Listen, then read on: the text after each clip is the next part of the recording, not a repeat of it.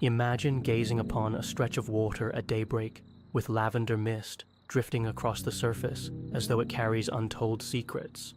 The world around you slumbers, the air is crisp, and you are the sole witness to a new morning. No words pass your lips. There is only the distant call of a bird and the rustle of leaves whispering their private wisdom. At that moment, you sense a gentle shift, as if you have left behind the familiar clamor of daily life and entered a quieter realm. This feeling, at once peaceful and slightly mysterious, embodies the essence of solitude. Solitude resembles a threshold.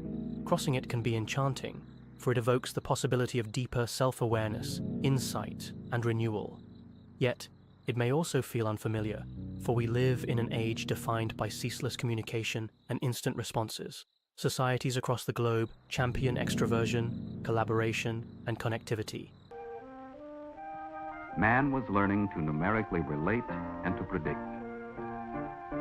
Theories were developed by which the many factors in a problem could be numerically related. But the magnitude of the calculations necessary made many such theories impractical. Waking up to a barrage of messages on a phone, or continually occupying oneself with scrolling and browsing, can seem like the normal state of affairs. Against that background, genuine solitude can appear both beautiful and elusive, a fleeting oasis of time and space where one can simply be. Humanity's fascination with solitude stretches across centuries and continents. In religious traditions, there is a recurring motif of ascetics and visionaries who withdrew from society to dwell in the quiet hush of the desert, the forest, or the mountain. Philosophers and writers likewise praise the clarifying power of time spent alone, whether it is to wander the countryside in contemplative reverie or to wrestle with thoughts in a private study. Artists often tell of how moments of introspection fueled their creativity. Scientists and inventors speak of revelations that arrived only when free from the stream of social feedback. Yet solitude is a word carrying multiple shades of meaning. For some, it brings healing rest from the demands of a noisy environment. For others, it signifies a confrontation with the echoes of their mind, which can be a source of anxiety if they feel unprepared. At times, solitude is conflated with loneliness. Even though the two differ at the core, loneliness arises from an unmet desire for connection, while solitude is often welcomed for the mental freedom it provides. Defining solitude. Solitude can be viewed as a conscious choice to be alone, marking a key distinction from loneliness, which typically involves a feeling of being cut off from desired companionship. This is not merely a technical difference in terminology. In solitude, individuals often feel empowered. They seek or accept aloneness to focus on personal projects, spiritual insight, or simply to pause the torrent of daily interactions. Loneliness, on the other hand, carries the sting of unmet social needs, painting solitude as unwelcome. It is perhaps easiest to think of solitude as a space or moment in which external stimuli become muted, allowing for a more pronounced sense of one's internal world. This can happen physically, such as when a person retreats to a mountaintop cabin. It can happen temporally, such as when an individual wakes early before others begin their day. It may even happen psychologically, as when someone meditates in a busy train station, forging an inward stillness despite the surrounding commotion. Because of its association with silence or quiet, solitude often heightens awareness. When group chatter and social obligations dissolve, a person's thoughts and emotions emerge more starkly. One might feel a sense of calm or creativity. Alternatively, anxieties lurking beneath the surface can become more perceptible. Thus, solitude is by its nature a revealing condition, shining a flashlight on one's inner life. Paradoxically, it is precisely this self-revelation that lends solitude its transformative power, and that can make it daunting. Individuals unaccustomed to introspection might find solitude unsettling, a confrontation with truths they have not examined. Yet those who cultivate it mindfully frequently attest that the reward is greater clarity and the ability to live more authentically once they rejoin social spheres. Historical and philosophical perspectives on solitude. Ancient Greek and Roman views. Philosophers of the ancient Mediterranean world understood the value of reflective withdrawal. While they did not always label these practices as solitude, their approaches to self-examination often required some degree of aloneness. Socrates is said to have paused to consider in absolute stillness whatever questions preoccupied him before engaging others. Plato, in his allegories, implied that withdrawing from the common illusions of the crowd was necessary to perceive higher truths. Stoic philosophers such as Seneca embraced an inner fortress of reflection. Though they were active in society, they recommended intervals of mental seclusion to better train one's moral compass and cultivate equanimity. Seneca's letters offer guidance for those wrestling with adversity, advocating for times of quiet where one can confront personal failings and aspirations with clear-eyed calm. Marcus Aurelius, another prominent Stoic, composed meditative writings during stolen private moments. Even though he was an emperor guiding affairs of state, he acknowledged solitude as an indispensable ally in clarifying his judgments. Early Christian and monastic traditions. The early centuries of Christianity saw men and women seeking God in literal deserts. These desert fathers and mothers believed that the bustle of towns hindered direct communion with the divine. They fled to remote landscapes, rocky deserts and caves, where they could devote themselves to continuous prayer and asceticism. Though asceticism is not universal to all traditions, the Christian monks of this era found that solitude sharpened their spiritual senses, forcing them to confront not only the presence of God, but also their inner temptations and frailties. Over time, monastic communities arose, often incorporating periods of shared worship with extended intervals of silence. Monks and nuns might gather for daily prayers and communal meals, then retire to simple cells to practice contemplative reading, manual labor, or silent meditation. The Rule of St. Benedict, for instance, contained stipulations that balanced community living with solitary reflection. Thus, solitude became a disciplined practice, anchored in the rhythms of prayer, fasting, and reflection. These monastic ideals influenced broader Christian thought. Writers like Thomas Merton, living many centuries after the early hermits, carried forward the notion that solitude does not necessarily remove one from responsibility toward humanity. Instead, it equips a person to re-engage the world with greater compassion and insight. Merton, ensconced in a Trappist monastery, continually stressed that solitude was not about despising the outside world, but about learning to see it anew through the lens of inner transformation. Renaissance and Enlightenment thinkers. In Renaissance Europe, scholars increasingly sought private retreats to pore over ancient manuscripts and produce new works. Michel de Montaigne famously secluded himself in a tower library, surrounding himself with books and the mottos he inscribed on his walls. From that vantage, he produced essays that served as personal meditations on friendship, virtue, mortality, and self-knowledge. Montaigne's example suggests how solitude can be a fertile ground for forging a deeper understanding of the human condition.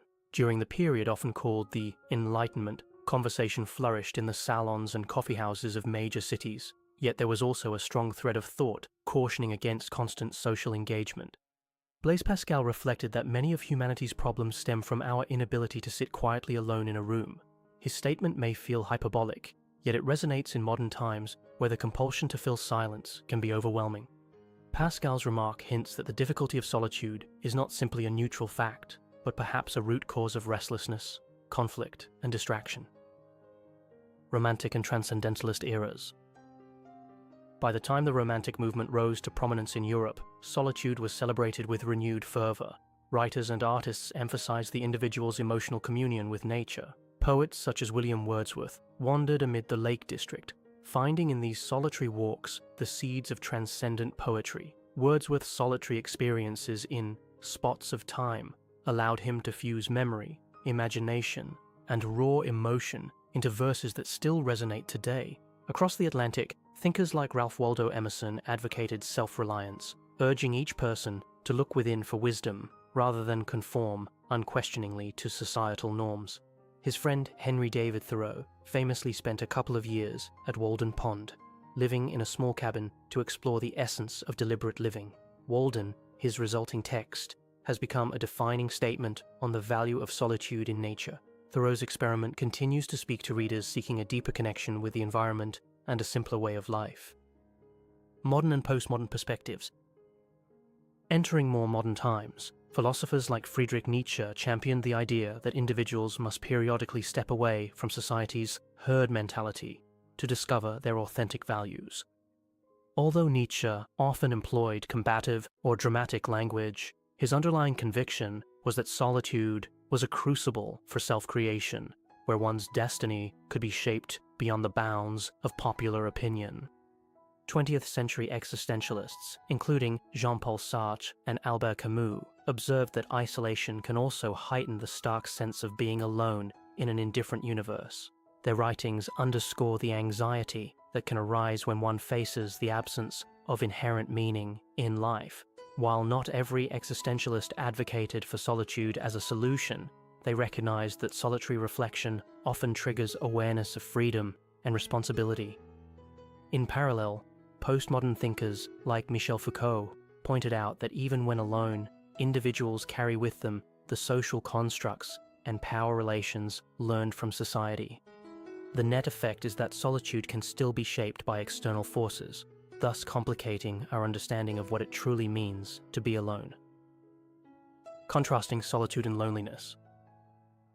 Popular conversation often mingles solitude with loneliness, yet these experiences diverge in critical ways. Loneliness is typically experienced as painful, marked by an acute sense of being unseen, unwanted, or locked outside the doors of the community. Those who are lonely may crave closeness with others, but find it elusive. In such instances, time alone is not a gift, but a burden. Solitude, however, usually emerges from a deliberate choice to be by oneself. Individuals who practice solitude often relish the opportunity to unplug from social demands, seeing it as a path to greater self-knowledge or creative freedom. The emotional tone is generally positive, peaceful, introspective, sometimes invigorating. While loneliness can drain a person's mental and emotional reserves, solitude tends to replenish them, assuming it is freely chosen and not prolonged to an unhealthy extreme. Nonetheless, solitude and loneliness can indeed overlap. Someone might set out for a quiet weekend retreat, only to discover that unaddressed feelings of longing, regret, or sadness surface in the absence of distractions. Equally, a person feeling lonely might stumble upon a sense of contentment through mindful acceptance of their alone time. Thus, we must not overly simplify these states. Still, the fundamental distinction remains. Loneliness feels imposed, whereas solitude is embraced.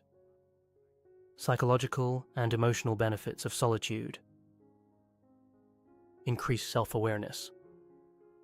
One of solitude's richest gifts is the deepening of self-awareness. In group settings, identities confuse with collective roles, and individuals may rarely question the underlying motives or assumptions guiding them. Solitude removes the immediate feedback of others, exposing one to unfiltered thoughts and feelings. Over time, such reflections can clarify values, preferences, and goals. Some forms of therapeutic practice encourage clients to spend moments alone, journaling or meditating, precisely because this inner dialogue helps unravel false narratives. Rather than relying on external validation or denial, a person quietly confronts their mind, discovering hidden dreams or unspoken fears.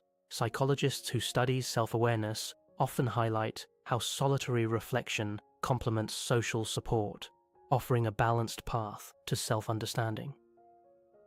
Emotional regulation. Daily life can be stressful, whether due to work demands, family obligations, or internal struggles like anxiety. Solitude provides a pause button, allowing the emotional system to rest and reset. Even a brief interlude, a walk in a park, or an hour with devices turned off, can soothe frayed nerves. By stepping out of the noise, an individual can examine the triggers that cause upset, ultimately returning to responsibilities with a calmer perspective. Indeed, many mental health professionals advocate for solitude breaks, similar to water breaks for athletes, especially in workplaces with intense pacing. These breaks may be as simple as closing one's office door or finding a quiet stairwell. The principle remains the same. A short, deliberate withdrawal can mitigate burnout and restore emotional equilibrium. Creativity and problem solving. Creative breakthroughs often arise when the mind drifts in solitude. Free from the need to respond to external chatter, the individual can enter states of deep concentration or imaginative wandering. Writers, painters, and inventors throughout history have credited solitary hours as essential for transforming scattered ideas into cohesive visions.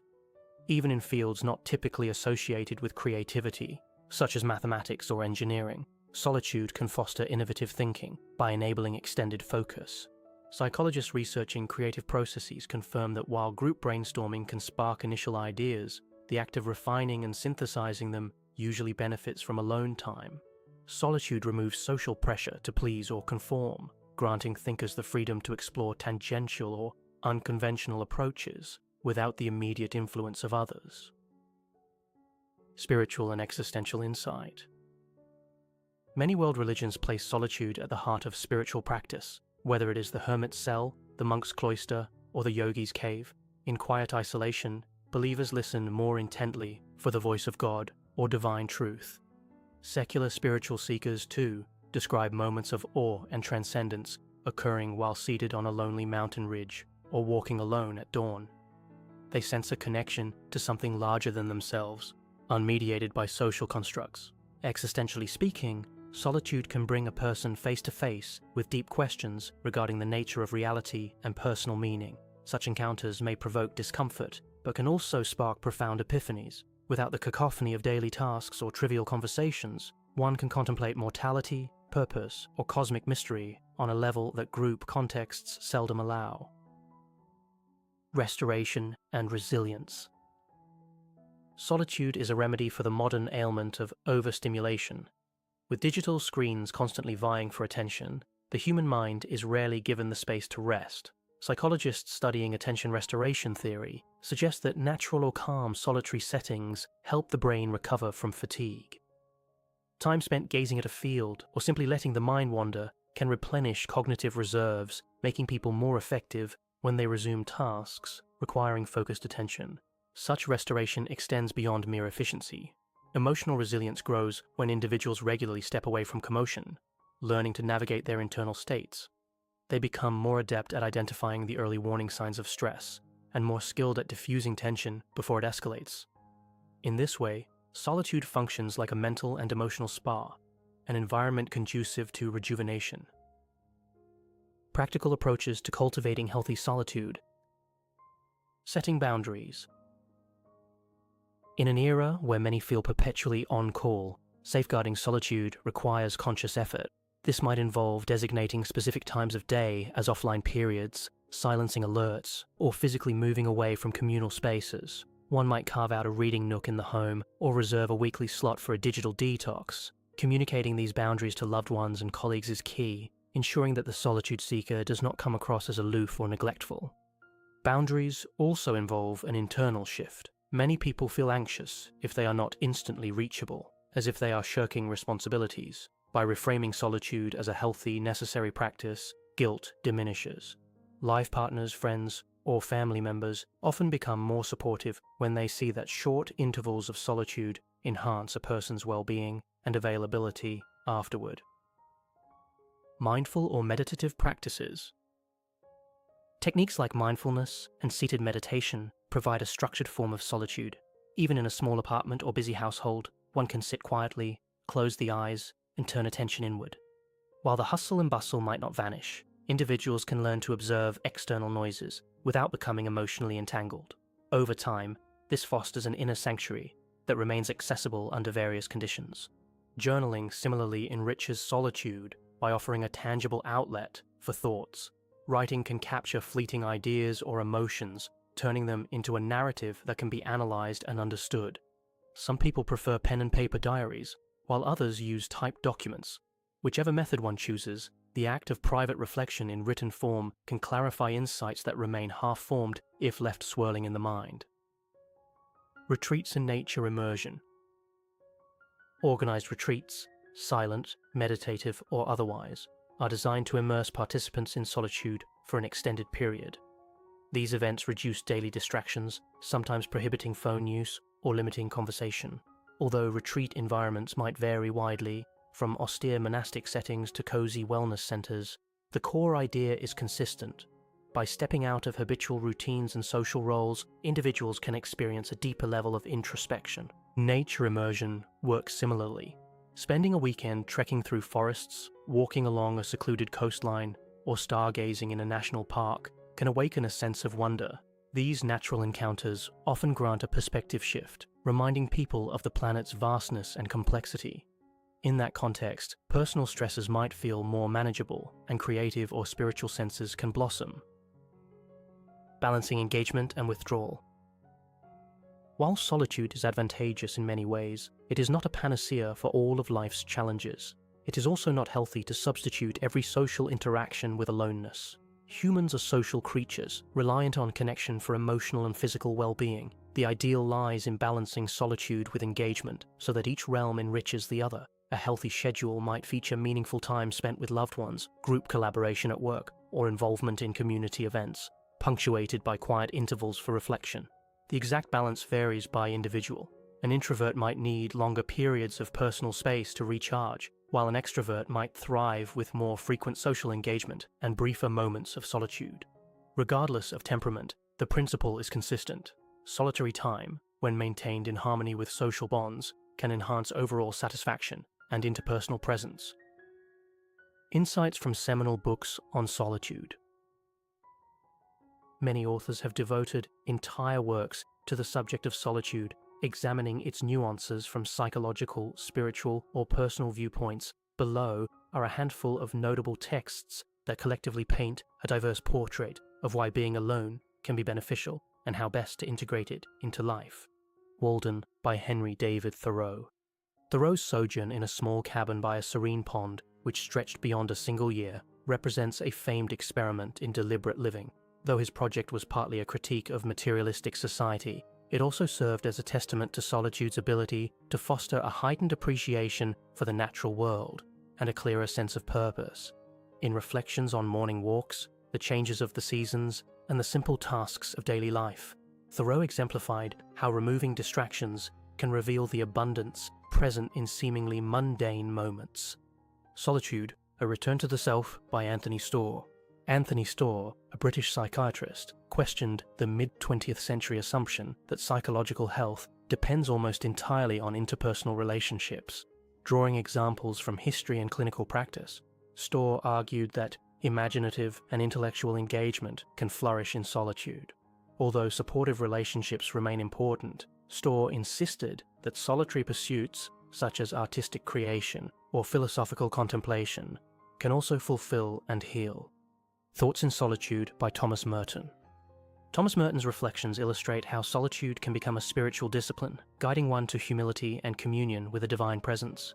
He viewed solitude not as an escape from civilization, but a purposeful retreat that prepares the seeker to engage the world with renewed clarity and compassion. Merton's ideas, though rooted in Christian mysticism, resonate with the broader notion that quiet time alone allows for a purifying confrontation with one's own deeper truths. The Art of Solitude by Stephen Batchelor. Stephen Batchelor, known for his secular Buddhist approach, writes about solitude as a skill that must be cultivated. Drawing upon meditation experiences and existential philosophy, Batchelor presents solitude as a practice of stepping away from perpetual stimulation, allowing insights about the nature of self and reality to emerge. He portrays solitude as an art, suggesting that one's capacity to navigate aloneness gracefully can shape ethical awareness and compassion. Quiet, The Power of Introverts in a World That Can't Stop Talking by Susan Cain. While focusing on introversion, Susan Cain's popular work also highlights the creative and contemplative dimensions of solitude. She critiques a society that often presses people toward constant collaboration and performative extroversion, describing how many outstanding achievements originated from solitary or introspective endeavors. Though the book underscores the strengths of introverts, it contains lessons applicable to anyone who wishes to reclaim personal space for quiet thought. Spiritual dimensions of solitude. Solitude's role in spiritual development appears throughout the records of religious and contemplative traditions worldwide, whether one interprets it in the context of organized faith or as a more personal, secular spirituality. The underlying principle is that quiet aloneness allows people to access profound layers of insight and communion. Encounter with the transcendent. In numerous belief systems, from Christian mystics to Hindu ascetics, solitude is prized because it fosters an unmediated encounter with the sacred. According to this viewpoint, the voice of the divine is often drowned out by the clangor of everyday life.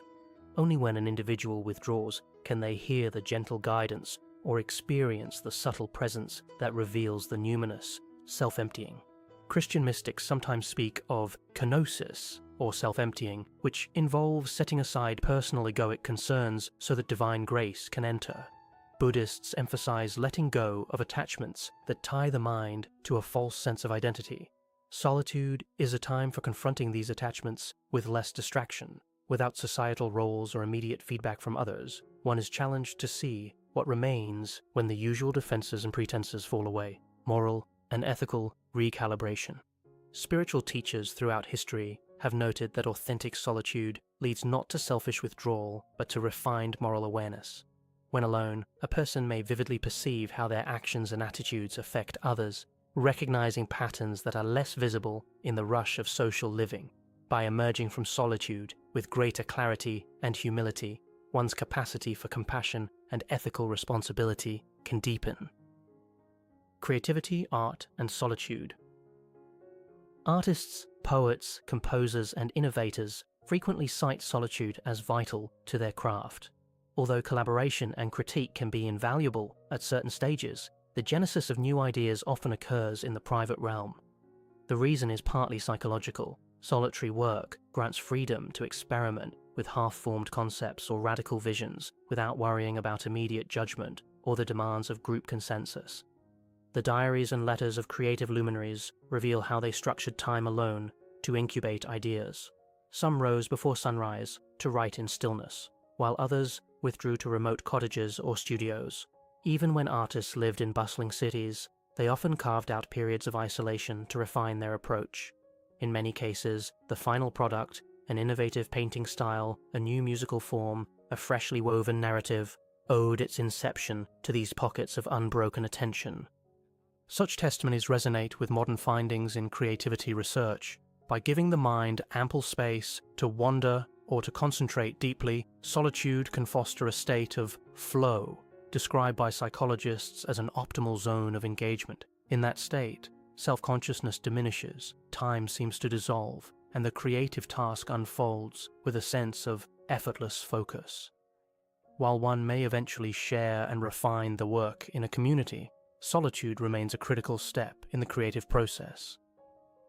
Misconceptions and risks associated with solitude.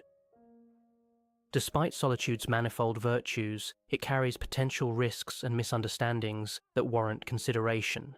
A balanced perspective recognizes that solitude is neither universally beneficial nor universally detrimental. Rather, it depends on the individual's mindset, circumstances, and intentions. Escapism. One danger is using solitude as a shield against challenges.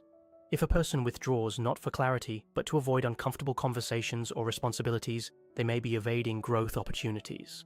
Hiding in solitude can perpetuate denial, leaving unresolved problems to fester. Eventually, what began as a quiet respite can become an isolated fortress, trapping the individual instead of liberating them. Social alienation. Excessive solitude can breed a sense of alienation, especially if it replaces healthy social connections. People might become more awkward in group settings or lose the ability to empathize with others if they rarely engage with them. In cultures that prize hyper-independence, some individuals may romanticize extended aloneness without acknowledging the genuine need for supportive relationships. Romanticizing solitude. The figure of the solitary genius, the hermit artist, the visionary saint, has captured the imagination of many. Yet not all solitude leads to revelations. Some individuals may grow restless or depressed if they spend too much time disconnected from society, particularly if they lack the psychological or spiritual resources to navigate their inner worlds. Thus, romantic notions of solitude should be tempered with realism. Lack of social support. Humans thrive on interdependence. Even those deeply drawn to solitude need a network of people they trust. Sudden or extreme isolation in response to emotional distress can exacerbate underlying mental health struggles. Hence, mental health professionals often recommend that solitude be balanced with therapy sessions, group support, or friendships that provide a safety net. Societal and cultural dimensions. Attitudes toward solitude are shaped by broader cultural values. In some societies, a person seeking time alone might be viewed with suspicion and labeled aloof or antisocial. In others, especially those influenced by contemplative religions, periods of withdrawal are seen as a natural and even praiseworthy practice. Over the centuries, industrialization and urbanization have altered the social landscape, making it possible for individuals to live in crowded apartments while feeling deeply alone. Conversely, modern technology permits living on a remote homestead while still maintaining virtual connections. In many Western settings, the cultural bias tilts toward extroverted behaviors, group brainstorming in offices, public speaking as a sign of leadership, and frequent social media posting as a measure of one's involvement. People who require significant stretches of solitude may feel misunderstood, yet there is evidence that this bias is starting to shift.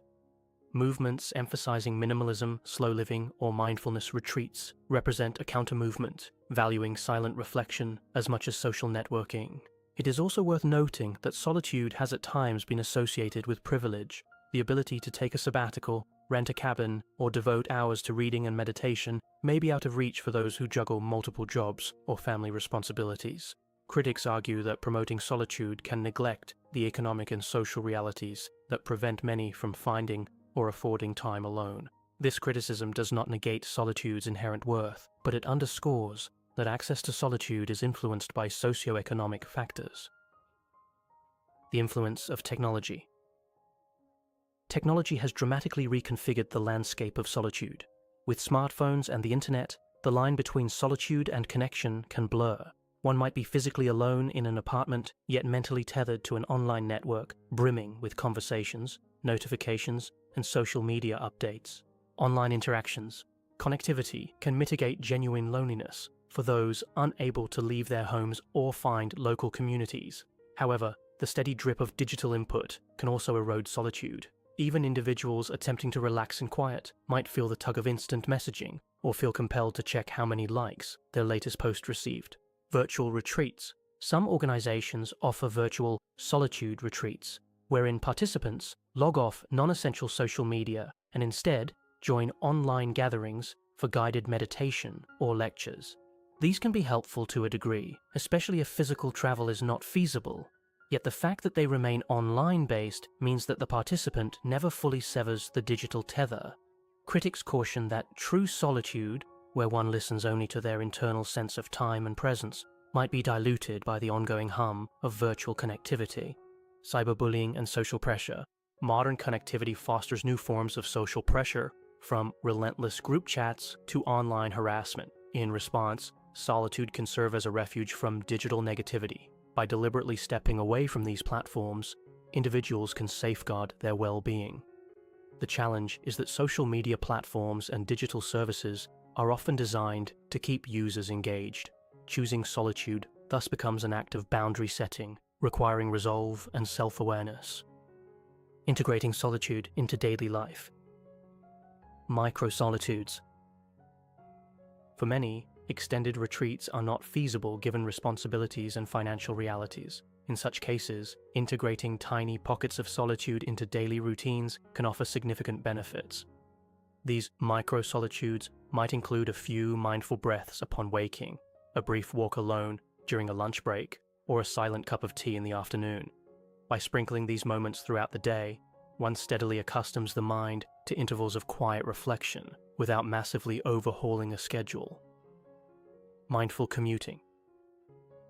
Commuting can transform from a mundane necessity into a contemplative exercise. Instead of filling the journey with podcasts, music, or phone calls, one might decide on certain days to let the mind wander, observe the surroundings, or cultivate a sense of presence.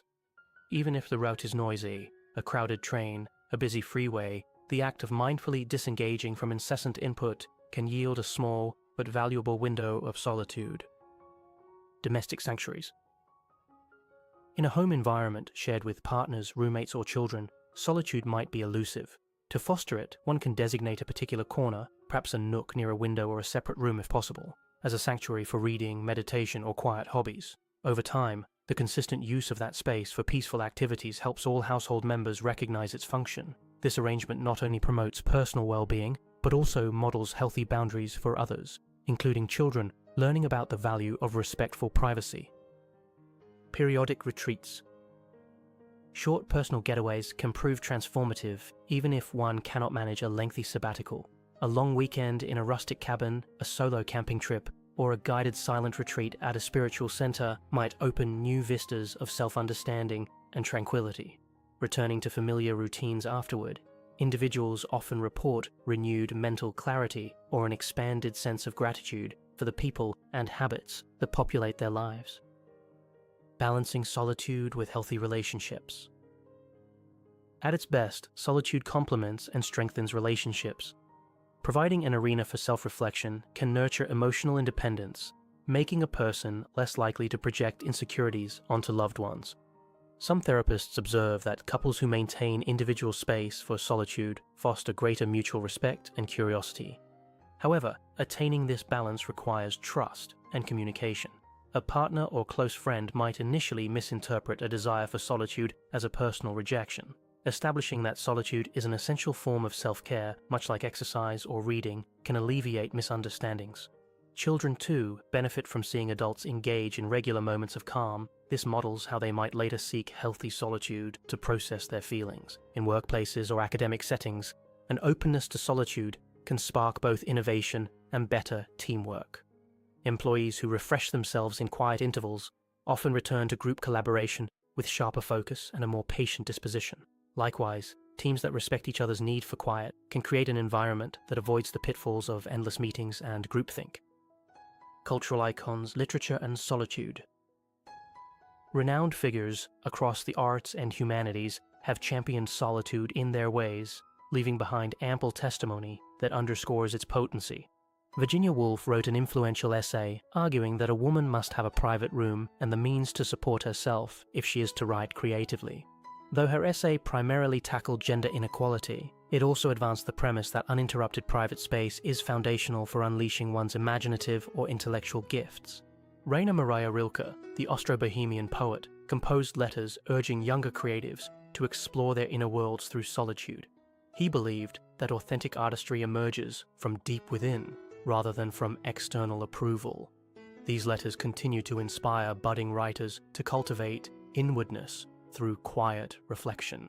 Franz Kafka documented in his diaries the tension between his introverted inclinations and the demands of family and society. While some of his reflections show the strain of solitude that edges into loneliness, they also affirm that his starkly original literary voice took shape partially through introspection. From these varied examples, one sees that solitude has historically served as an incubator not only for personal insight, but also for cultural innovation. Even if these icons are sometimes wrestled with existential doubt or a sense of being misunderstood, their creative and intellectual legacies suggest that time alone can reshape how we perceive reality. The therapeutic use of solitude.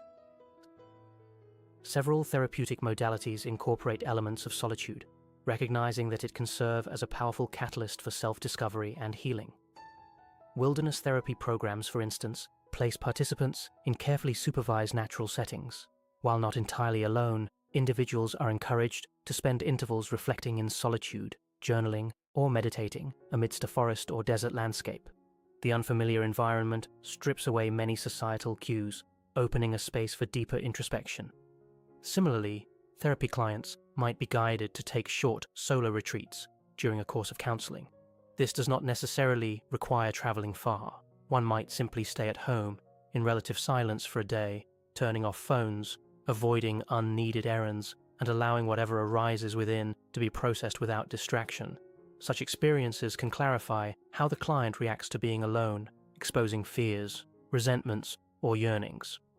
Accompanied by professional guidance, these glimpses into the psyche can promote breakthroughs in understanding long-standing issues. Nonetheless, caution is advised. People grappling with severe mental health challenges, such as profound depression or post-traumatic stress, may need consistent support and should not abruptly isolate themselves. The constructive use of solitude in therapy relies on balancing alone time with professional supervision and social support structures. Gender perspectives on solitude. Access to meaningful solitude has often been shaped by gender roles. In many historical contexts, men held social and economic advantages that afforded them private studies, or at least the capacity to step away from domestic chores. Women, confined by familial and societal expectations, frequently found it more difficult to secure time alone for intellectual, creative, or spiritual pursuits. Virginia Woolf's argument that women require a dedicated space and an income to explore their artistic faculties underscores how solitude is not solely a matter of temperament, but also social power. Although contemporary cultures have grown more egalitarian in various parts of the world, obstacles remain. Working mothers, for example, may struggle to find quiet time amid round-the-clock responsibilities. Cultural or religious norms in certain societies might still discourage women from traveling or living alone. Nevertheless, as gender norms evolve, more women are openly demanding and defending their right to solitude. They publish memoirs of solo travel, embrace personal retreats, or structure their family arrangements to allow for daily moments of reflection. In parallel, men also navigate changing expectations, with some finding it necessary to explain or justify their desire for solitude in a world that equates masculine success with constant action. Ultimately, the pursuit of solitude reveals broader questions about whose time is valued and how societies distribute personal freedoms. Ethical and social implications. Solitude is often considered a private affair, yet it contains ethical and social dimensions. If a person uses solitude to develop empathy, examine personal biases, and reflect on societal issues, the outcome can benefit the wider community. History is replete with leaders, political, spiritual, and educational, who turn to solitude for clarity during critical junctures. By stepping back from the fray, they returned with renewed vigor to address communal challenges. On the other hand, if solitude is pursued to disregard or belittle social connections, or if it fosters contempt for society, the consequence can be detrimental. There is a delicate balance between individual insight and community responsibility. In an era of global crises, from environmental concerns to humanitarian issues, some question whether encouraging solitude might diminish collective action. Advocates counter that solitude, properly integrated, enhances a person's capacity to engage with society. It offers respite from burnout, fosters original thinking, and can invigorate moral purpose. Extroversion, introversion, and solitude. Solitude is sometimes conflated with introversion, but a closer look reveals that these are related yet distinct concepts. Introversion pertains to where a person predominantly draws energy, from within or from social interaction, whereas solitude is a chosen action or condition, accessible to both introverts and extroverts. Extroverts can find solitude beneficial as well, especially if they feel overwhelmed by constant stimulation. The difference is often in the duration or frequency. An introvert may need extended quiet time to recharge, while an extrovert might prefer shorter intervals of solitude, punctuating more frequent social engagement. Susan Cain's influential work, which highlights the strengths that introverts bring to society, underscores that many creative, thoughtful contributions arise when individuals are given space to think deeply on their own. The takeaway is not that solitude is best for introverts alone, but that certain tasks and insights flourish in solitude for anyone willing to embrace it. On an organizational level, respecting diverse needs for alone time can enrich group projects and foster mutual understanding. Critiques of solitude. Not everyone endorses solitude as uniformly beneficial. Critics have voiced concerns that can be grouped under several themes: reinforced echo chambers. Without the checks and balances of social feedback, individuals might entrench themselves in personal biases or fixations. Solitude could magnify rigid thinking if a person refuses input from others. Magnified loneliness. Solitude's positive framing requires a voluntary element. If people yearn for friendship or family bonds but cannot access them, calling their situation solitude may trivialize a painful predicament, undermine social fabric. A society that emphasizes individual pursuits at the expense of collective well-being might see an erosion of shared civic responsibilities. Encouraging too much solitude could theoretically harm community life if it becomes a widespread avoidance of public matters. These critiques highlight the need for discernment. Solitude is neither a cure-all nor an inherently harmful practice. Its real impact depends on one's motivations, psychological health, and cultural context. Contemporary cultural shifts. Modern culture appears ambivalent about solitude. On one hand, digital platforms and work environments continuously push for responsiveness. People are often lauded for multitasking or staying connected. On the other hand, a rising tide of mindfulness programs, yoga studios, and self-care movements attests to a yearning for quiet reflection and respite from overstimulation. Terms like digital detox, slow living, and off the grid are used widely to describe intentional breaks from technology. Retreat centers offering silent weekends or even longer stretches without talking have surged in popularity. Authors and thought leaders highlight the importance of blocking out deep work time, uninterrupted intervals when knowledge workers can delve into complex tasks without distractions. At a social level, this shift is complicated by the profit motives of tech companies whose business models rely on constant engagement. With smartphone apps designed to spark frequent check-ins and social platforms employing subtle psychological hooks, it can feel like an uphill battle to claim even a handful of minutes for solitude. This very tension lends solitude an air of rebelliousness, as if stepping away from the digital stream is an act of reclaiming personal autonomy. Personal testimonies and case studies. Personal narratives often illustrate how solitude shapes real lives. A corporate executive might report that daily meditative breaks allow them to reduce burnout and make more ethical decisions at work. An avid traveler might speak of hiking solo along remote trails, discovering unanticipated self-confidence in the face of nature's challenges. A grieving individual might find that only in absolute quiet could they process their loss, experiencing waves of sorrow and remembrance unimpeded by social expectations. Stories also emerge from more severe contexts. Individuals suffering from trauma may require carefully structured intervals of solitude where they can journal or express emotions without witnesses. If guided properly, this can be healing. When done impulsively or without a support network, it could exacerbate post-traumatic stress. In short, personal testimonies confirm solitude's potency. It can catalyze growth or intensify struggles, depending on how and why it is used. Solitude in education and child development. The role of solitude in child development continues to intrigue psychologists and educators.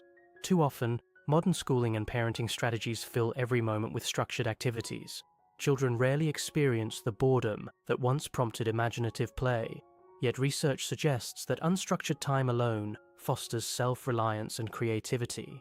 Solitary play allows children to invent games, storytelling scenarios, or art projects that stem from their interests rather than adult directives. Approaches such as the Montessori or Waldorf methods incorporate ample freedom for children to work individually, exploring tasks at their own pace. Teachers observe rather than constantly direct, intervening minimally. In such contexts, children develop a sense of autonomy and can delve deeply into an activity without peer interruptions. Family life can mirror these principles if parents encourage quiet reading, journaling, or daydreaming in addition to group outings. Encouraging healthy solitude does not mean ignoring social development. Children also need to learn cooperation, empathy, and conflict resolution. Indeed, the best educational models strike a balance. Children feel secure in their relationships, but also discover that time alone can be a wellspring of creativity, self-soothing, and independent thought. The future of solitude. As new technologies continue to blur the boundaries between the physical and virtual realms, solitude's future may become even more nuanced. With virtual reality headsets offering digital recreations of nature and social experiences, one might ask, if we can simulate a mountain cabin or a quiet forest in a headset, does that count as genuine solitude? The distinction between real-world isolation and mediated virtual experiences could grow increasingly complex. Large-scale global issues, from pandemics to climate change, can heighten or reduce the drive for solitude. On one hand, crises can bring people closer, reinforcing communal values. On the other, individuals coping with stress might crave moments of escape, turning to solitary pursuits for sanity in a chaotic world. Future generations might evolve new cultural norms around solitude, blending it seamlessly into daily rituals or forging specialized institutions for mindful withdrawal. Beyond speculation, the essential spirit of solitude will likely endure. Human beings, no matter how technologically advanced, contain layers of emotion and thought that can only be explored through some degree of introspection. Whether it occurs in a digital environment, a traditional hermitage, or a simple bedroom, solitude remains a gateway to the mysterious depths of human consciousness, and perhaps to a more authentic engagement with the planet and the communities we inhabit. Conclusion. Solitude endures as a timeless phenomenon woven into the cultural and spiritual history of humanity. It has inspired monks, philosophers, poets, and artists, as well as countless ordinary individuals who find that moments alone are essential for understanding their minds and hearts. Across ages and continents, solitude surfaces again and again as a tool for self-awareness, a refuge for emotional restoration, and a platform for creative and spiritual discovery. At its healthiest, solitude offers more than personal enrichment. It can sharpen ethical insight, strengthen social bonds by reducing emotional neediness, and prompt contributions to culture and knowledge that might never have emerged in the constant clamor. Yet solitude's power also brings responsibility. If chosen for escapism, it can wall off individuals from realities they need to confront. If imposed or prolonged against one's will, it can crush the spirit with loneliness. If romanticized, solitude may become an unattainable ideal that fails to acknowledge the real challenges of living alone. In our modern context, buzzing with digital connections, shaped by global crises, and grappling with shifting societal norms, solitude remains a vital practice. It stands as a reminder that beneath the waves of social media and the demands of professional life, there is an interior life waiting to be explored. By honoring solitude with a sense of balance and self-awareness, individuals can create intervals of quiet that refresh creativity, deepen understanding, and even reignite compassion for others. And so we circle back to that early dawn scene, the mist over still water, the whispered hush of a sleeping world, the lone figure standing silently on the shore. This image is neither lonely nor isolating. Rather, it suggests the possibility that in stillness, a person may discover the richest melodies of the soul. The motionless expanse of water mirrors the depths within. For those willing to step across the threshold of solitude, even for a few minutes at a time, the gifts can be as profound as the ancient mountain, or as subtle as a single drop of dew catching the first rays of morning light. May we each find our version of that dawn-lit shore, whether it is in a silent retreat, a calm pause between tasks, or the quiet corners of our homes. May we learn through solitude to listen more intently to the voice of our hearts, emerging with a clearer vision of how to live. Seriously, we strive to meet modern standards, constant work, perfect efficiency, endless productivity, becoming little more than cogs in a massive machine. As William Shakespeare once wrote, all the world's a stage, and all the men and women merely players. We forget that play and playfulness are fundamental human needs. It's no wonder that boredom and fatigue come so easily, robbing us of spontaneity, sincerity, and ardor.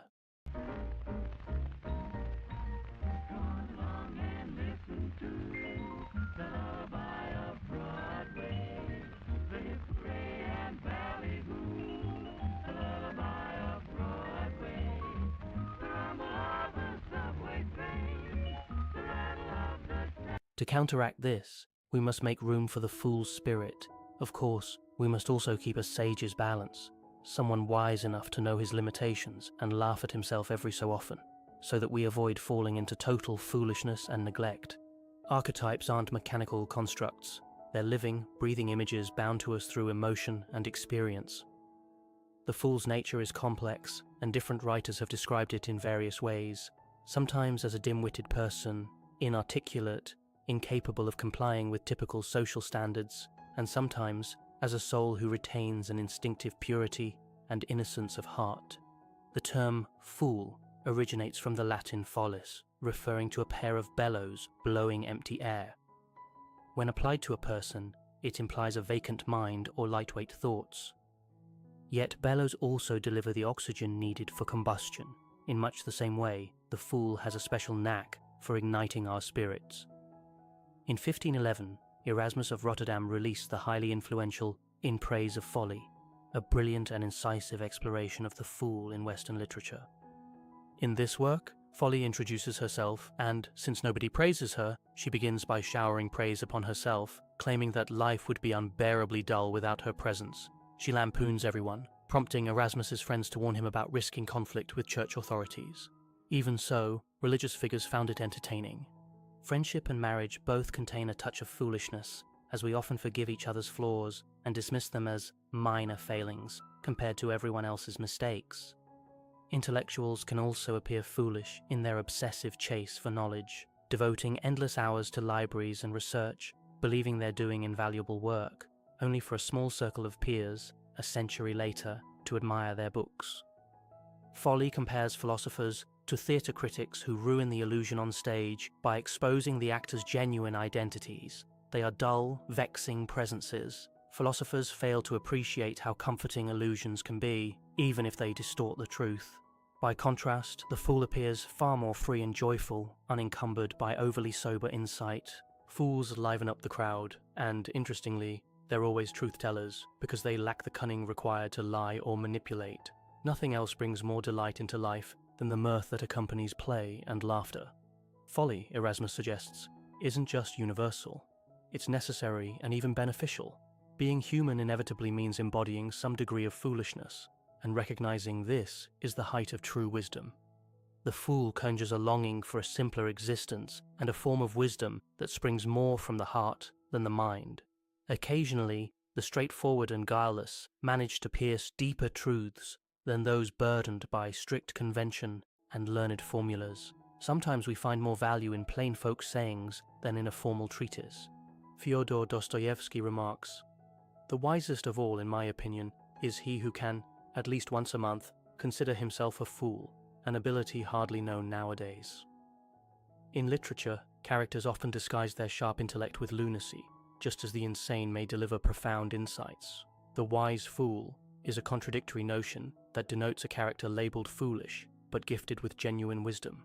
Wise individuals are sometimes labeled insane by others who want to stifle unwelcome truths or punish them for their frankness. One emblem of this archetypal wise fool is Socrates.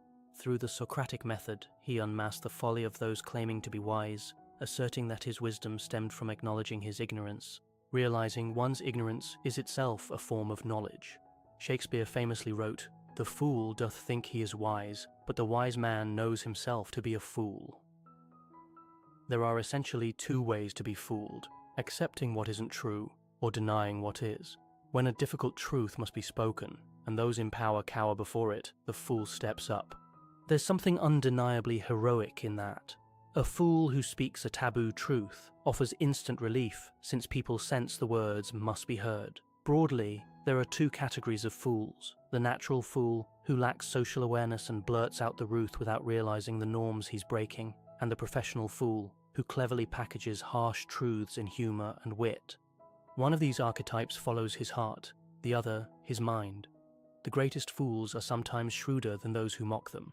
The fool never fears speaking the truth. The fool's hidden secret is that he's not truly a fool at all. As William Blake succinctly put it, if the fool would persist in his folly, he would become wise. The fool, clown, and trickster resemble one another in many ways. They provoke laughter, prompting a rush of comic release. Yet there is a tension: foolishness and non-foolishness, order and chaos. Wonder why I spend each lonely night dreaming of a song. That melody haunts my reverie, and I am once again with you. When our love was new, and each kiss an inspiration. What initially seems like a humorous prank might turn into a sober warning. Danish philosopher Søren Kierkegaard tells a parable of a theatre catching fire backstage, where the clown tries repeatedly to alert the audience. They applaud him, thinking it's part of the show. The more he insists, the more they cheer. Kierkegaard goes on to suggest this is how the world may end, to universal applause from those who think it's just another act. This illustrates how professional fools can unmask truths about our trajectory, though their message often goes unheeded. Ironically, many clowns emerge from personal tragedy. The paradox linking comedy with anxiety or depression is called the sad clown paradox. Comedy can be a defense, diffusing pent-up rage or aggression. While people may laugh, they simultaneously feel sympathy or even revulsion. leading to conflicted emotional reactions. Some individuals suffer from coulrophobia, an overwhelming fear of clowns. In modern times, clowns have become routine villains in stories and films, perhaps because they're under pressure to be comedic all the time. The clown surrenders his comfort, forced to wear a painted mask and replay the same routine. This can fragment his psyche, giving rise to his shadow self. The malevolent clown archetype is famously portrayed by the Joker, a pop culture emblem of villainy. Medieval drama sometimes saw clowns not just entertaining the crowd, but also hauling spectators off into a hellmouth, a monstrous gateway to hell, frightening viewers in the process. They balance their light-hearted side with a darker edge. While the fool and the trickster share similarities, there are also distinctions. Overall, the fool is typically innocent and sweet-natured, incapable of harming anyone. The trickster, however, delights in deception, orchestrates ruses, and laughs at those who fall for them. Tricksters secretly relish the suffering or embarrassment of others. This is the German notion of Schadenfreude, or harm joy. A trickster might pretend empathy after someone fails, secretly savoring their humiliation. He snaps at any chance to trick another. The fool, in contrast, aims to laugh with rather than at people, or even to laugh at himself. Self-deprecating humor can break the ice, peeling away both one's facade and that of others, allowing genuine interaction to unfold. Although the fool enjoys entertaining and can be the target of jokes, the trickster's main motive is his amusement, often at someone else's expense. Yet the fool can hold on to hopefulness even in bleak scenarios, offering reassurance. When tension hangs thick in the air, the individual who is hurting might crack a joke, even at their own cost, to bring release not only for themselves, but for everyone else. The fool's humor is right out in the open. On the other hand, the trickster's motives are hazier. He pretends to be foolish, setting a trap for the unsuspecting. In medieval courts, jesters amused the aristocracy through music, storytelling, satire, comedy, and even feats like juggling and acrobatics. It was believed that keeping a fool around helped repel the evil eye. From a psychological perspective, this is no mere relic of superstition. It symbolizes a lasting truth. We do well to keep the fool close at hand, where we can watch him. That mischievous side of us can bring fresh perspectives and renewed vitality. Without the fool's impish humor, our inner world might grow barren. During the Middle Ages, the Feast of Fools erupted on New Year's Day among the lower clergy. For a short time, all social codes were abandoned, daily hierarchies flipped upside down, sacred rituals were shockingly parodied, clergymen were ridiculed, and the powerless could finally vent hidden anger, lust, and rebellion. Unsurprisingly, the church soon shut down these wild events. Yet in royal courts, fools enjoyed extraordinary freedom sanctioned by the monarch himself. They stood both within and outside the circle of power, able to poke fun at the very sovereign who employed them, strictly in jest, of course. Anyone bold enough to undermine accepted norms is deemed a fool by the timid, who'd never risk looking ridiculous. To advertise his unique privileges, the fool wore an imitation of the king's regalia, the fool's cap, with bells, and a mock scepter called a bauble. Often featuring a miniature head, the bauble could say things the jester might prefer not to speak himself. Because of their close position to the ruler, jesters could speak freely, unafraid of backlash, though a few did take it too far and met the executioner's blade. Fools uphold values the collective discards because they clash with social codes. Branded incompetent and rebellious, they're shunned as outcasts. But such an outsider figure is vital for cultural evolution, as they rattle foundations and challenge complacent assumptions.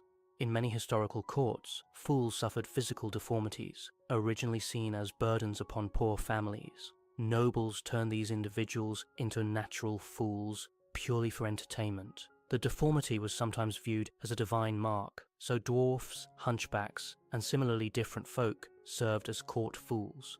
Dwarfs in particular were highly prized, and often sent as exotic gifts among royalty.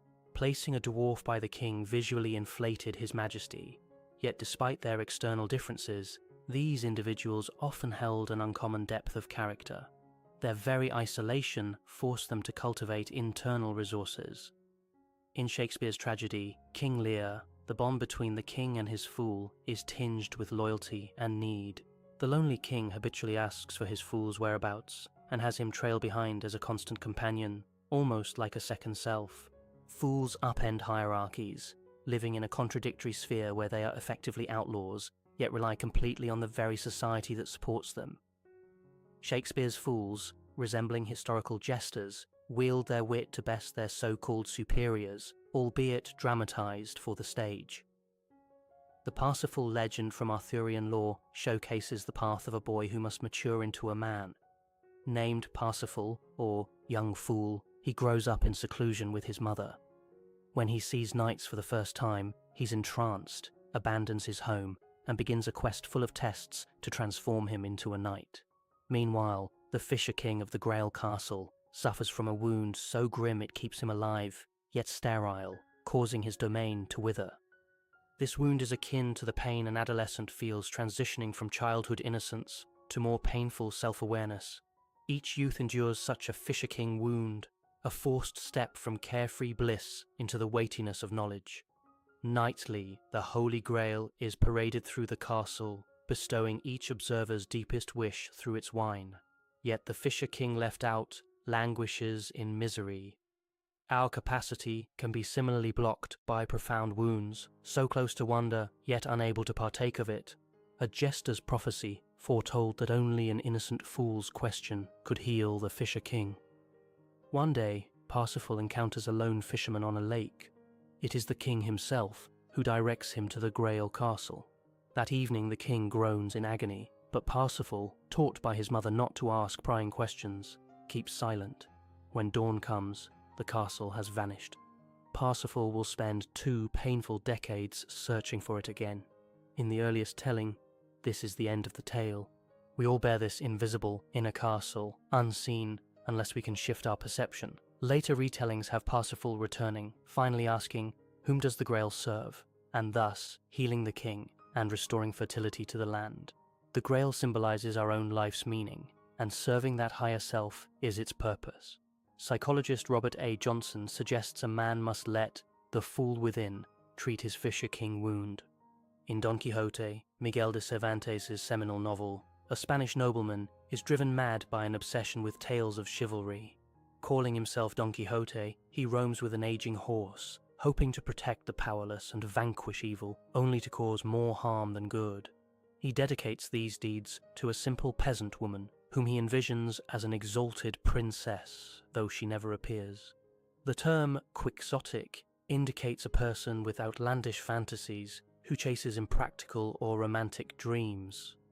One iconic scene sees Don Quixote attacking windmills, mistaking them for towering giants, giving rise to the phrase tilting at windmills, meaning to confront imaginary adversaries. His grounded companion, Sancho Panza, tempted by promises of fortune, tags along on a donkey. Sancho's realism contrasts sharply with Don Quixote's idealism. Despite his delusions, Don Quixote is at times both articulate and perceptive, provided he avoids discussing knightly valor.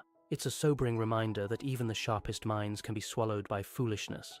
As the story concludes, he regains sanity on his deathbed, despairing at the thought that his life was a silly fantasy. People now declare that he was a knight, ironically calling his sanity into question. Once his sustaining illusions vanish, he dies of too much reality. This raises the quandary. Is it better to face the harsh truth and be wretched, or dwell happily in a fool's paradise? Dostoevsky explores this tension in The Idiot, painting a protagonist who is both saintly and naive, plunged into a corrupt society. Prince Mishkin, fresh from a Swiss clinic for epilepsy and idiocy, returns to Russia. His innocence and honesty collide with a world dripping in avarice, manipulation, and selfishness. He speaks, bearing his heart openly, and people dismiss him as an idiot, though he demonstrates profound spiritual insights. In contrast is Ippolit, a dying nihilist and atheist who rails against humanity, nature, and God, claiming, "It is better to be unhappy and know the worst than to be happy in a fool's paradise." Mishkin can't comprehend choosing unhappiness. Rather than philosophize, he spends time with sinners, guiding them with empathy. Redemption emerges as a central motif, a process of saving the spirit from sin through humility and mercy. Dostoevsky frames this in the novel's renowned phrase, "Beauty will save the world." We often encounter fairy tales with 3 brothers, where the youngest is the village simpleton. Naturally, he ends up the heroic figure. This rashly brave fool goes where cautious souls will not, thereby winning the princess and half the kingdom. The fool combines common sense, a hint of madness, and pure folly to work small miracles, unless he leans too far toward foolishness, in which case disaster awaits. One of Russia's most famous folk heroes is Ivan the Fool. Leo Tolstoy's short story named after him draws on this character. Ivan is the family's youngest peasant son, exploited by others because he's naive, kind, and quick to forgive, even when it costs him. His brothers chase money and military glory, while Ivan, living simply, tends to his father and mute sister, farming and caring for the homestead. When his siblings run short of funds, they demand their inheritance. Their father objects, but Ivan consents anyway. The old devil, annoyed by the brothers' harmony, dispatches little devils to sow strife. The devils succeed in stirring the two brothers, but when they plague Ivan, his innocence and perseverance overcome every challenge. The three devils keep failing, and, cornered by Ivan, each begs for mercy. He casually says, "God bless you," causing them to vanish. Granted magical boons in return for sparing their lives, Ivan conjures gold from leaves and armies out of straw, which he gives away generously. Even the old devil is bested in the end. Though Ivan is immersed in folklore and fantasy, while his brothers rely on practical reasoning, Ivan marries the Tsar's daughter. The one who possesses nothing attains everything, and the fool emerges triumphant. In tarot, the fool is often depicted as a carefree traveller, clutching a white rose of purity and innocence, his worldly belongings in a tiny sack. Cheerfully gazing upward, he imagines all the thrilling possibilities before him. Meanwhile, a faithful dog yaps at his heels, trying to warn him about the cliff's edge. Tarot's beginnings trace to 15th century Italian playing cards, trionfi, used in elaborate festivals, later called tarocchi, derived from taroche, meaning foolishness. Accordingly, the tarot can be thought of as the fool's journey. By the 18th century, these cards entered occult practice, with mystics naming them arcana. Of the 78 cards, the first 22 are major arcana, culminating in the world, symbolized by a large laurel wreath. There the fool at last becomes the cosmic dancer and the anima mundi, or world soul. Yet as the journey completes, it begins all over again, a lifelong loop. The fool is both the starting point and the finale. He embodies the hero who leaps away from comfort into uncharted territory. Much like the monomythic hero's journey, he ventures into an unknown realm, battles the dragon of his deepest fear, and obtains the elusive treasure. Symbolically, it's a spiritual or psychological death and rebirth, forging a more capable self. Returning home, he offers this new wisdom or gift, healing, love, or hard-earned experience to others. The fool is an eternal wanderer, spirited and deathless, occupying the highest rank among the tarot trumps because he is always in process. He sparks the entire saga, what Jung described as individuation, the road to wholeness. Tarot images can be used in a Jungian approach called amplification, which boosts the symbolic volume of dreams or visions by referencing myth, religion, alchemy, fairy tales, and art. Appropriately, the fool's number is 0, and 0's power lives in its circular shape, an emblem of infinity. The Egyptian Ouroboros, a snake devouring its tail, stands for perpetual return, the timeless unity of all things. One is all, and all is one.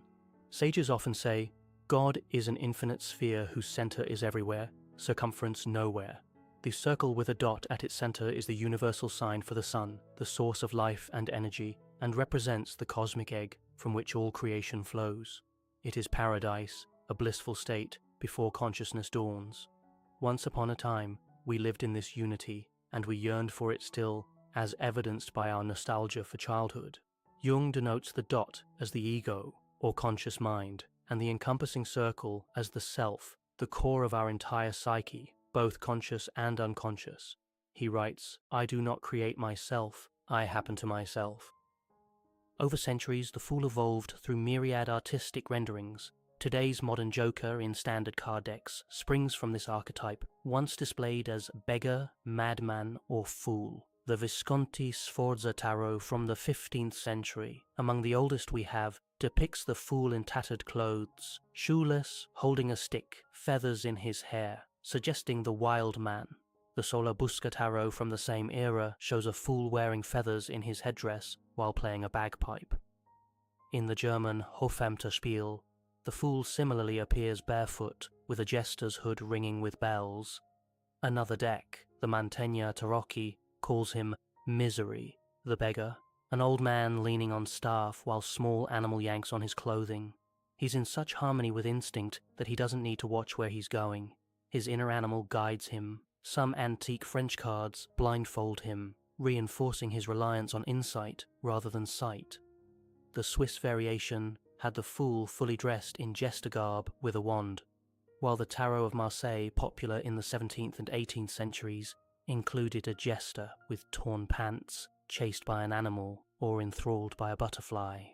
Finally, the Rider-Waite tarot deck from 1909 by Pamela Coleman Smith, under A.E. Waite's guidance, presents the now classic image of the fool teetering on a cliff edge. Psychologically, the fool stands at the threshold of transformation. Nothing commences without that first foolish leap. Inventors and geniuses, as some have noted, are often condemned as fools at the start, and sometimes at the end, of their careers. The Zen Buddhist notion of Shoshin, or beginner's mind, contrasts with the closed-minded expert who thinks he has nothing left to learn. In that open, childlike mind, countless possibilities thrive, far beyond the narrow confines of perceived mastery. This openness paves the way for silence, a quietness in which the numinous can be heard. If we can't bother listening to a neighbour, we certainly won't detect the subtler voice of silence. Though the senses have enormous potential, we rarely refine them. Jung once claimed, "The soul demands your folly, not your wisdom." Embarking on a journey of self-discovery is traditionally seen as silly. We're expected to progress linearly, school, career, marriage, and so forth. Anyone who breaks this pattern is quickly labelled a fool, destined for nothing but failure. Often, the biggest hurdle is the very first step. The ancient Chinese saying rings true: a journey of 1,000 miles begins with a single step. The fool pictures the thrilling escapades that lie ahead, unconcerned by the possibility of mistakes. While overthinking fosters fear and stasis, the fool's impulsive optimism spurs action. We tend to be terrified of the unknown, dreading imagined catastrophes so much that we prefer familiar failures, forfeiting success. This obsessive worrying leads to more suffering in our minds than in reality. Ironically, failure can open unforeseen doors to outcomes we never conceived. The alchemist insisted, "Where you least want to look, there lies what you seek." The fool dives in head first, naive to the hazards that might otherwise paralyze him. He remains present, acknowledging reality as it unfolds, never shying away from new vistas. Even when he stumbles repeatedly, he continues onward. No truly remarkable person has escaped making mistakes. In the end, it's the journey itself that shapes us, not the ultimate destination. T.S. Eliot wrote, "We shall not cease from exploration, and the end of all our exploring will be to arrive where we started and know the place for the first time." But the fool can overdo it, failing to pause for reflection and inadvertently plunging off the cliff's edge. He stands precariously between hope and recklessness. We have that internal guardrail that might scream, "Don't do that, you'll humiliate yourself. That's a silly question, everyone will mock you." Yet this same voice can morph into the fool's dark side, shackling us to conformity and timid acceptance, snuffing out our true longings. If we allow the fool within us to remain unconscious, it sparks envy, shame, and other maladies. In the progression toward individuation, the fool both motivates and resists. He's linked to the archetype of eternal youth, the child in us that survives adulthood. That youthful spark can feed creativity and vibrancy, or, if unbalanced, confine us in perpetual adolescent fantasies, making life feel like a prison. Tightly related is the child archetype. Children, less stifled by a polished persona, obey their impulses more than societal demands, the Freudian superego.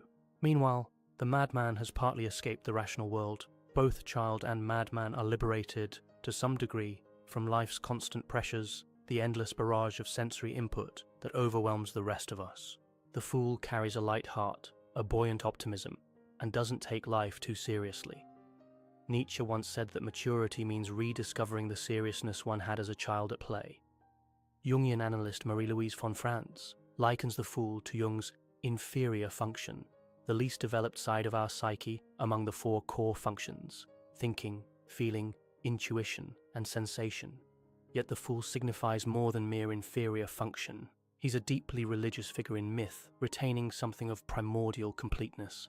Von Franz noted that when a 4th figure appears in a group of 4 mythic characters, that one is frequently the fool. He's both the part of us we belittle for being unadapted and silly, and the vital link to our unconscious wholeness, containing the hidden key to deeper integration.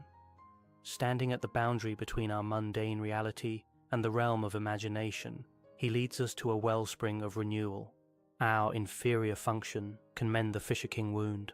The holy fool dares to stand firm in truth and love, however much ridicule or rejection it brings. He exhibits an unbreakable integrity, abiding in authenticity regardless of how others react, defying conformity out of pure courage. He doesn't judge or measure people by ordinary values and is wholly present to the person in front of him. Because he cannot be halted, he poses a serious challenge to the powers that be. Everyone is beloved by God, so each has the potential to flourish in spirit. Fools for Christ's sake is a phrase from St. Paul, who declares that God has turned worldly wisdom into foolishness. In the eyes of some, the proud wise are revealed as actual fools. Practicing foolishness for Christ can entail renouncing earthly riches for a spiritual life, even at the cost of humiliation or scorn. The fool is a forerunner of the Saviour. Let no man deceive himself. If any man among you seemeth to be wise in this world, let him become a fool, that he may be wise. When you hear the word fool, you might think of a court jester dressed in bright, mismatched clothes, bells jingling on the tip of their hat, prancing around the king's court, making everyone laugh. Or maybe you picture the classic clown at a birthday party, juggling plates and dropping them left and right. In modern slang, calling someone a fool can be a casual insult, like saying they're clueless or that they've made a silly mistake. But the concept of the fool in psychology and philosophy goes far deeper than just clowning around or being the butt of jokes. The fool often embodies paradox, bridging the gap between chaos and wisdom, ignorance and insight, sincerity and pretension. So let's dive into the psychology of the fool, explore its philosophical roots, and see how it all applies to our everyday lives. A brief historical peek at the fool. The medieval court jester. Historically, the fool, or jester, had an interesting position in medieval courts. While everyone else had to carefully watch their tongue in front of powerful kings, queens, and nobles, the fool was granted a special kind of freedom. They could mock the king to his face, point out hypocrisy in the court, and poke fun at political issues that nobody else dared to mention. Why? Because it was all done in jest, or at least that was the official story. The fool's job was to entertain, but hidden within their jokes was often a sliver of truth, sometimes a big chunk of it. They could say the unsayable because their role was, in a sense, to be the official truth-teller, albeit disguised in foolishness. It's ironic, right? The one person who's considered the least serious has the most freedom to speak without consequences. Scholars have pointed out that medieval jesters were closer to satirists or stand-up comedians in modern times, using humour to shine a light on inconsistencies and corruption. Thus, while the jester outwardly displays silliness, internally there's often a sharp awareness of human nature and social politics. Shakespeare's fools. It's hard to talk about fools without mentioning William Shakespeare. Characters like the fool in King Lear or Touchstone in As You Like It are pivotal, because while they appear comical, they serve as the emotional or moral compass of the play. Shakespeare's fools are wise observers who comment on the action of the play, often speaking in riddles or witty puns. They make the audience laugh, but behind that laughter is the sting of truth. Shakespeare harnessed the archetype of the fool to underscore that sometimes wisdom comes in unexpected, unconventional forms. Jungian perspectives. Carl Jung spoke of archetypes, universal, symbolic figures that appear across different cultures in myths, dreams, and art. While the trickster is a more formally identified Jungian archetype than the fool, there's a lot of overlap. Tricksters, or fools, often challenge norms, invert social rules, and reveal hidden truths. They do so through pranks, jokes, or unpredictable behavior. Where the magician might carefully harness the energy, the fool might just stumble into it, ironically discovering something groundbreaking in the process. In Jungian psychology, the trickster, or fool, could reflect our unconscious desire to break free from rigid structures or moral codes that limit our growth. Sometimes we need a little folly, within reason, to disrupt staleness and bring creativity into our lives. Jung believed that confronting the trickster within us, acknowledging those playful, chaotic impulses, can lead to greater individuation, the process of integrating all aspects of our personality into a balanced whole. The Fool and the Shadow Self. Another interesting angle in depth psychology is the fool's potential to represent aspects of our shadow self. The shadow, according to Jung, is the part of us we're unaware of, or that we repress because it doesn't align with our conscious self-image. Sometimes we see traits we dislike in others more easily than in ourselves. We call them foolish, immature, or irresponsible. Perhaps we are, deep down, envious of their freedom, or feel we'd like to be a bit more spontaneous ourselves. In that sense, calling someone else a fool might be a way of distancing ourselves from our own foolishness. Yet, ironically, we all contain a bit of the fool within us, the part that might let loose at a party, or the part that daydreams about running away from responsibilities and traveling the world with no set destination. Cognitive psychology. The Dunning-Kruger effect. Switching gears to more modern psychological research, let's bring up the Dunning-Kruger effect. While it isn't specifically about the fool archetype, it often manifests as a form of unrecognized foolishness. According to this effect, individuals who are incompetent at a task often overestimate their skill level. In other words, if you don't know what you don't know, you might think you know everything. Sound familiar? Perhaps you've had that co-worker who insists they're an expert in something, yet makes constant mistakes, and everyone but them seems aware of it. Though the Dunning-Kruger effect might seem purely negative, it underscores an important point about foolishness. It often comes from a place of ignorance, not necessarily from malice. People are often not out to trick you. They genuinely believe they're right, simply because they're blinded by their lack of knowledge. It's a psychological phenomenon that helps explain why some forms of folly aren't about comedic roles or wise gestures, but are about actual misunderstanding and overconfidence. Socratic wisdom and the unwise fool. Socrates famously declared that he knew nothing, and that made him the wisest man. This is paradoxical but deeply philosophical. Realizing how little we truly know is a form of wisdom. How does that tie into the fool? Often the fool is seen as ignorant or naive, but ironically acknowledging your ignorance can be a kind of superpower. The medieval fool or Shakespearean jester was free precisely because they didn't claim to be all-knowing. They asked bold questions, made outrageous remarks, and in doing so, revealed deeper truths. From a Socratic standpoint, perhaps the fool is foolish, because they're not adhering to the social script of, I know this, or I'm an expert in that. Instead, they blurt out the obvious questions everyone else is too proud or polite to ask. They might appear silly, but in a twisted way, they're the ones calling out the elephant in the room. Why are we doing this if it's not working? Or, the emperor has no clothes, is the famous fable that captures this idea. Erasmus in Praise of Folly. Ever read In Praise of Folly by Desiderius Erasmus?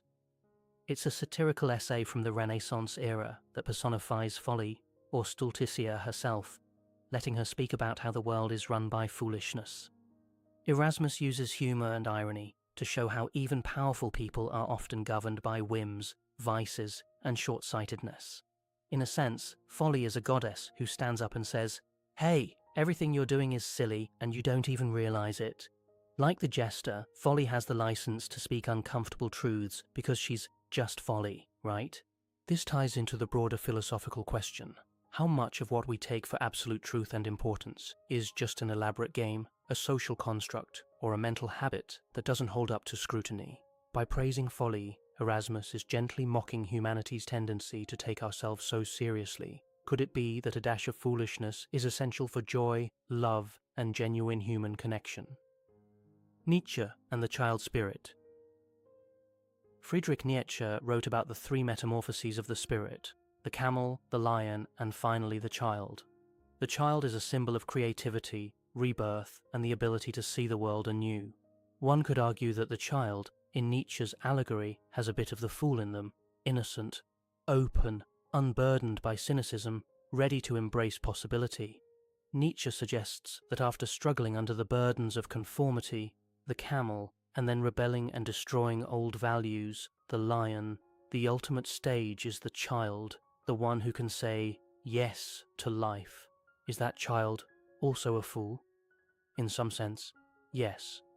They're foolish enough to believe in wonder, to trust in new beginnings, and to play around without crippling fear of failure. While fool in everyday language is an insult, in Nietzsche's philosophical sense, it might just point to the uncorrupted spirit that doesn't yet know it's supposed to be serious or sophisticated. The fool in everyday life. The role of humor. Think of how often humor saves us in tense situations. When things get awkward, someone cracks a silly joke and boom, everybody exhales and the tension dissolves. We laugh because we recognize something absurd or contradictory. In many ways, humor is a coping mechanism, a way to handle the seriousness and stress of life. But behind the clownishness might lie a genuine willingness to question everything. For instance, stand-up comedians often say things on stage that many people find embarrassing to admit. They talk about weird bodily functions, awkward family encounters, or political issues. The result is a collective laugh that says, "Yeah, we're all a little messed up. Thanks for pointing that out." So the fool in everyday life can be the friend who always cracks jokes, but also manages to keep everyone grounded. This person might not be taken as seriously as the successful or straight-laced friend, but there's a unique kind of wisdom in humor, and it often reveals contradictions or comedic truths that everyone else overlooks. Learning through mistakes. One of the fool's most recognizable traits is messing up, and doing so spectacularly. Maybe they trip over their own feet, drop a plate of food on someone's lap, or forget something crucial. Yet there's a reason we say, you learn from your mistakes.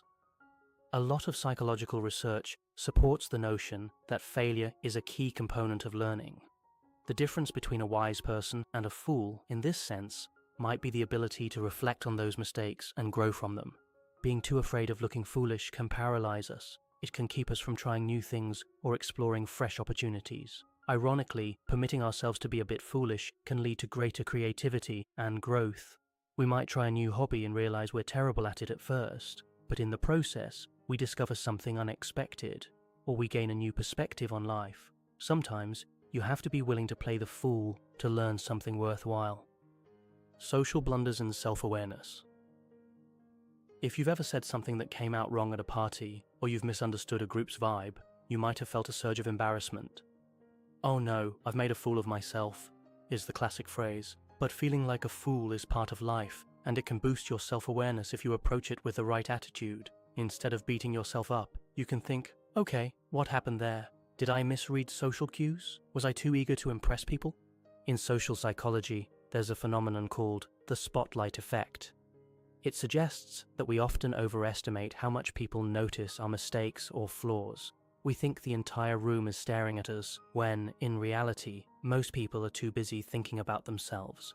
Understanding this can help us realize that being foolish from time to time isn't as big a deal as we imagine. A bit of foolishness can make us more relatable and human. Embracing the fool within, a positive spin. Creative expression. Ever notice how creative people often say they felt out of place or foolish early in life because their ideas seemed weird or unconventional? Embracing the fool within can mean permitting yourself to explore your creativity without self-censorship. You might paint something abstract, write a bizarre short story, or take an improv class where you have to do silly things on stage. These acts can be liberating. They free you from the tyranny of the rational, linear mind. They let you tap into parts of your imagination you didn't know existed. Openness and curiosity. The fool archetype is often associated with openness to experience. If you're too worried about appearing foolish, you might miss out on the joys of spontaneity. Maybe you want to dance in public, sing karaoke, or backpack across a foreign country with no set plan. Doing these things carries the risk of looking naive or silly. But so what? Life is too short to be constantly fretting over how others perceive you. Sometimes, being the fool is the best way to truly live. Learning to laugh at yourself. Self-deprecating humor can be a powerful tool. When you laugh at yourself, you diffuse potential judgment from others while also embracing your imperfections. Rather than letting mistakes define or haunt you, you transform them into shared comedic moments. This doesn't mean you should degrade yourself or have low self-esteem, of course. It's more about lightheartedly acknowledging your humanity. As the phrase goes, "Blessed are the cracked, for they let in the light." By laughing at our cracks, we let in perspective and resilience.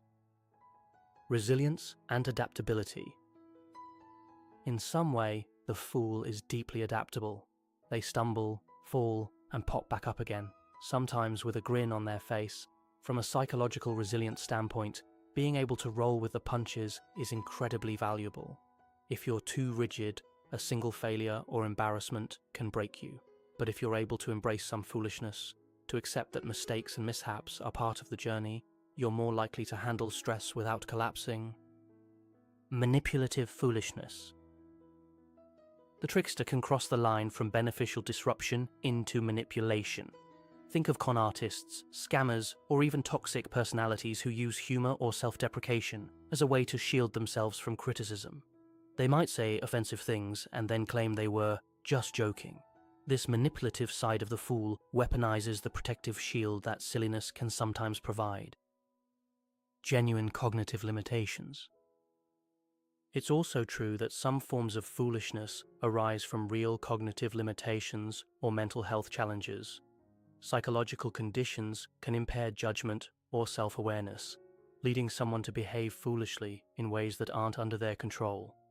It's vital to have empathy in these situations rather than romanticizing or ridiculing. Not all fools have the agency or self-awareness to navigate their foolishness positively. Reconciling foolishness and wisdom. Balance is key. Philosophers from Aristotle onward have praised the concept of the golden mean.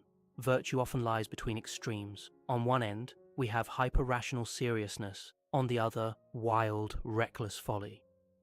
Finding a balance might mean incorporating the fool's openness and spontaneity without losing the structure and foresight necessary for day-to-day life. If you're 100% fool all the time, you might lose your job, alienate people, and create chaos. But if you never let the fool out at all, you could become too rigid, missing out on creativity and joy. Embracing paradox. The fool stands at the crossroads of paradox. They can be both wise and ignorant, both liberating and chaotic, both beloved and mocked. Many great insights in philosophy and psychology come from accepting that life is often contradictory. The fool reminds us that we can be simultaneously silly and serious beings. We can hold multiple truths at once, and sometimes the lowest perspective offers the highest wisdom. In an age that celebrates expertise, mastery, and constant self-promotion, embracing the fool might sound counterintuitive. Yet, history, psychology, and philosophy all suggest that there's magic to foolishness. The fool is the one who can question the king without losing their head, the one who sees the world with fresh eyes, and the one who can bounce back from mistakes with a grin. Fools open doors that the rest of us, locked up in seriousness, might never notice. On the one hand, the fool can show us how unwise we truly are when we're puffed up by pride, groupthink, or unexamined assumptions. On the other, the fool can be the wise one who liberates us from our self-imposed limitations and helps us see the absurdity that underpins so much of life. Sometimes it takes a fool to stand up and shout, "This is nonsense," in a world that politely pretends everything is perfectly logical and under control. Of course, not all foolishness is beneficial, and we should be careful not to romanticize real ignorance or destructive behavior. True wisdom might lie in skillfully wielding our inner fool, balancing spontaneity with responsibility, and retaining the willingness to laugh at ourselves when needed. In philosophical terms, it's about affirming life in all its messiness. In psychological terms, it's about integrating the shadow of silliness, curiosity, and open-mindedness into our sense of self. Ultimately, we're all fools in certain areas, whether we admit it or not. Perhaps the best we can do is to embrace that fact with humility and a twinkle in our eye. After all, from the court jester whispering truths to the king To the silly friend who breaks the tension at a dinner party, to the spiritual holy fool who sees beyond worldly pretensions, the fool is as essential a character in the drama of human life as the hero, the villain, or the sage. The next time you feel like an idiot for forgetting your keys or sending a text to the wrong person, remember that in stepping off the cliff with innocent wonder, like the fool in the tarot, you're also stepping onto the path of growth and discovery, and that's something worth smiling about. I will always love you how I do.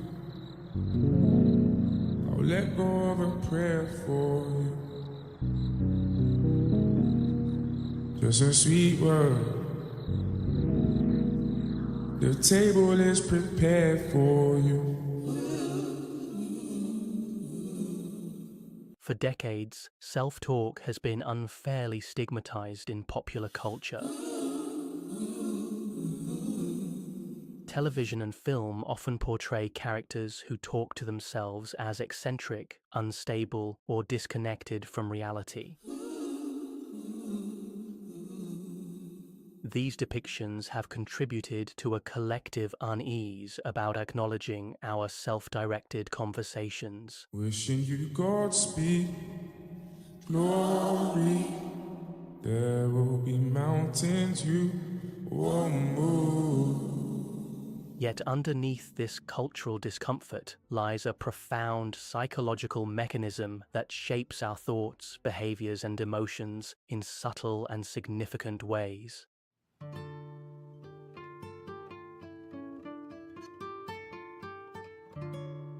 The truth about self-talk is far more nuanced and fascinating than common misconceptions suggest.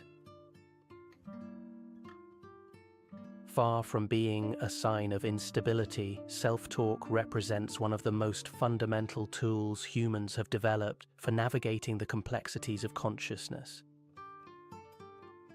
It serves as an interface between our conscious and unconscious minds, helping us process information, regulate emotions, solve problems, and motivate ourselves toward our goals.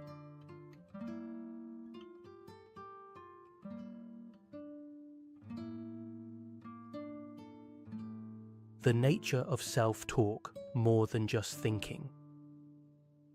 When I first began researching self-talk for this essay, I caught myself wondering about the difference between thinking and talking to oneself. The distinction might seem trivial at first glance, but it actually reveals something profound about how our minds operate. Self-talk isn't merely thinking, it's a specific form of cognitive activity that involves verbalized thoughts directed at yourself, unlike general thinking, which might involve abstract concepts, images, or emotions. Self-talk takes the form of words and sentences, a running commentary or dialogue that we direct inward.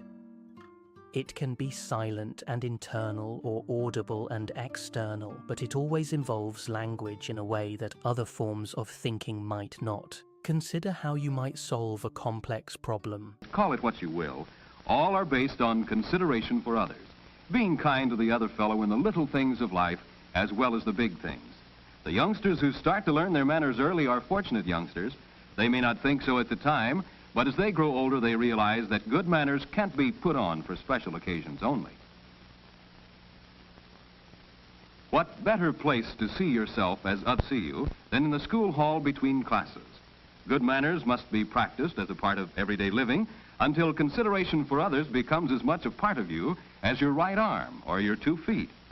If your manners aren't the everyday regular part of you, when special occasions do come up, you may be uncertain, not show up to advantage, and sometimes your lack of assurance results in the embarrassment of doing the wrong thing.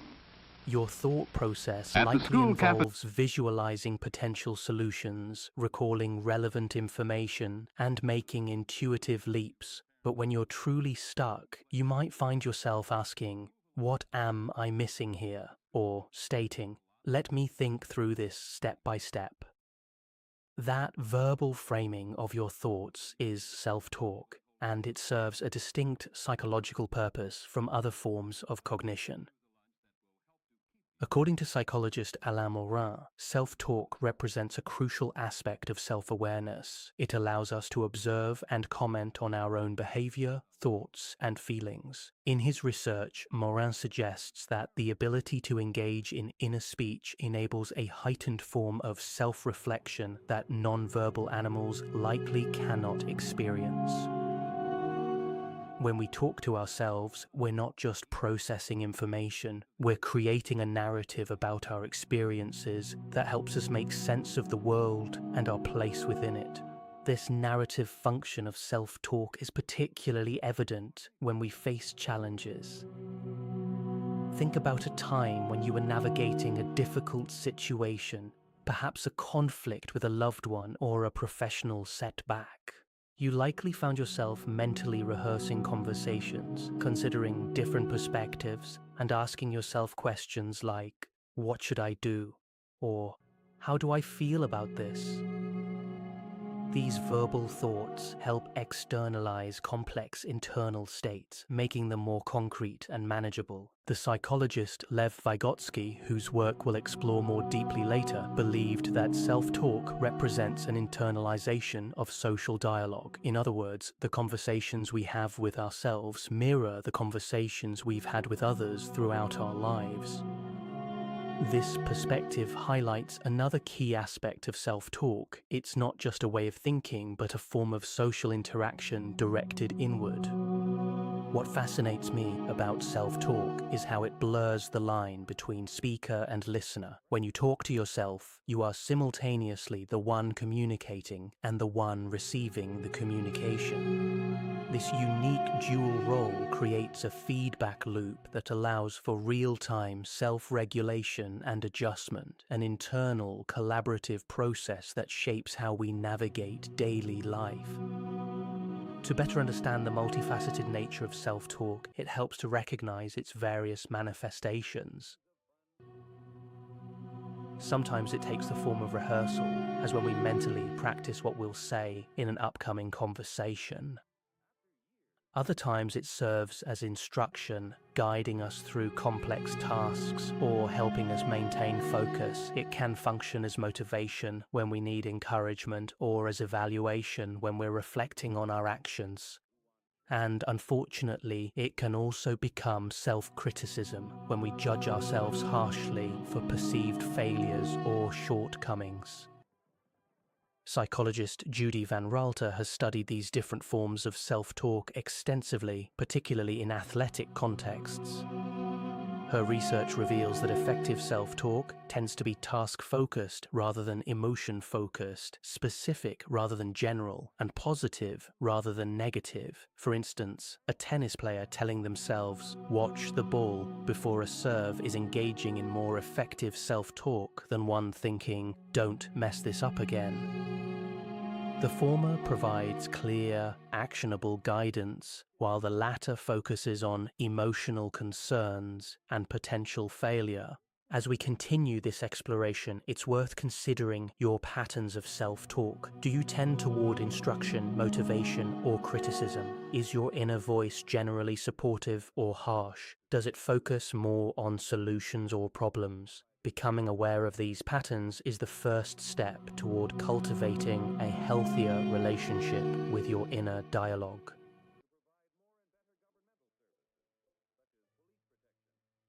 The developmental journey. How we learn to talk to ourselves. One of the most charming aspects of spending time with young children is observing how openly they talk to themselves. A 4-year-old playing with blocks might narrate their actions aloud. "Now I'm putting the red block on top. It needs to be straight. Oops, it fell. I'll try again." This external monologue, happening right out in the open without any self-consciousness, offers a window into how self-talk develops. The first person to systematically study this phenomenon was the Russian psychologist Lev Vygotsky, whose work in the early 20th century continues to influence our understanding of cognitive development. Vygotsky was fascinated by what he called private speech. the audible self-talk that children engage in while playing or solving problems.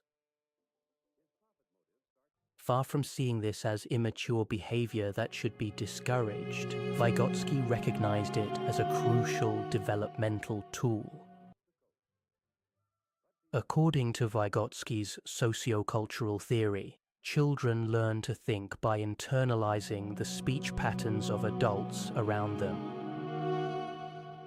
When a parent guides a child through a task, saying things like, "First, we need to find the puzzle pieces with straight edges," or "What color comes next in the pattern?" Zerenia, they're modeling not just how to complete the task, but how to think about it.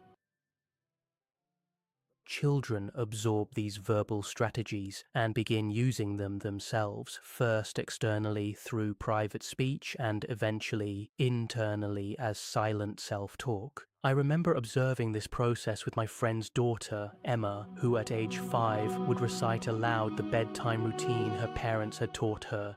First brush teeth, then put on pajamas, then choose one book. She was essentially coaching herself through the sequence using language her parents had previously used to guide her. This external self-instruction gradually becomes less necessary as children master tasks, but the internal dialogue remains. Laura Burke, a developmental psychologist who has extensively studied private speech, found that children use more audible self-talk when facing moderately challenging tasks, those that push them just beyond their comfort zone. Too easy, and there's no need for verbal guidance. Too difficult, and verbal strategies alone aren't sufficient. This suggests that self-talk serves as a cognitive scaffold, helping bridge the gap between what children can do independently and what they can accomplish with support. What's particularly fascinating about this developmental trajectory is how it mirrors Vygotsky's concept of the zone of proximal development, the space between a learner's current abilities and what they can potentially achieve with guidance.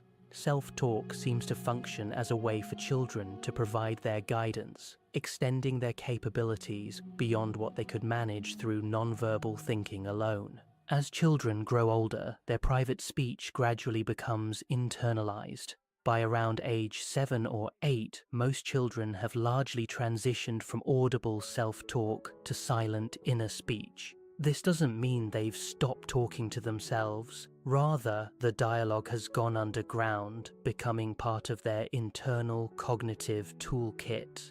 The development of this inner speech coincides with improvements in self-regulation, problem-solving, and academic achievement, suggesting that the internalization of language plays a crucial role in cognitive maturation. This developmental pattern raises an interesting question. If self-talk begins as a social phenomenon that becomes internalized, might adults benefit from occasionally externalizing their thoughts again? Research suggests the answer is yes.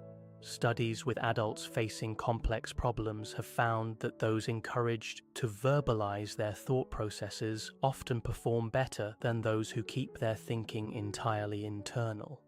This externalization seems to help organize thoughts, reduce cognitive load, and identify errors or misconceptions that might otherwise go unnoticed. I've experienced this benefit myself when learning complex new software. Speaking out loud about what I'm trying to accomplish and the steps I'm taking helps me stay focused and catch mistakes more quickly than when I work in silence. It's as if hearing my voice creates just enough cognitive distance to see my process more objectively. Understanding the developmental origins of self-talk helps explain why it persists throughout our lives. Far from being a childish habit we should outgrow, self-talk represents the internalization of social guidance, a powerful cognitive tool that continues to serve us long after childhood. The key lies not in eliminating self-talk, but in cultivating forms that support rather than undermine our goals and well-being. Self-talk in adulthood, the silent symphony of inner speech. While children's self-talk is often charmingly overt, adult self-talk typically operates below the surface of awareness.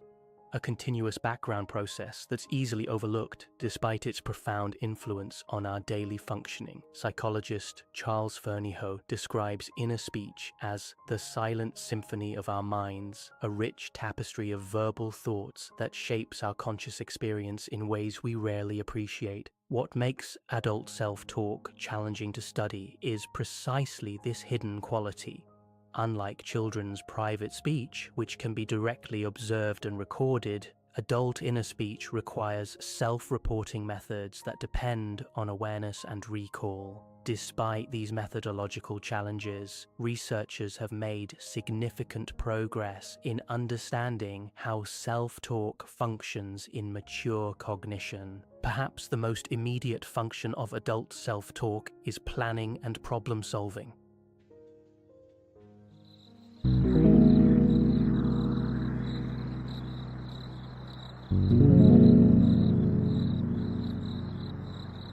When faced with a complex task, we often mentally walk ourselves through the necessary steps, evaluate potential approaches, and anticipate obstacles. This verbal planning helps reduce cognitive load by externalizing parts of the thinking process, similar to how writing down a to-do list frees mental resources.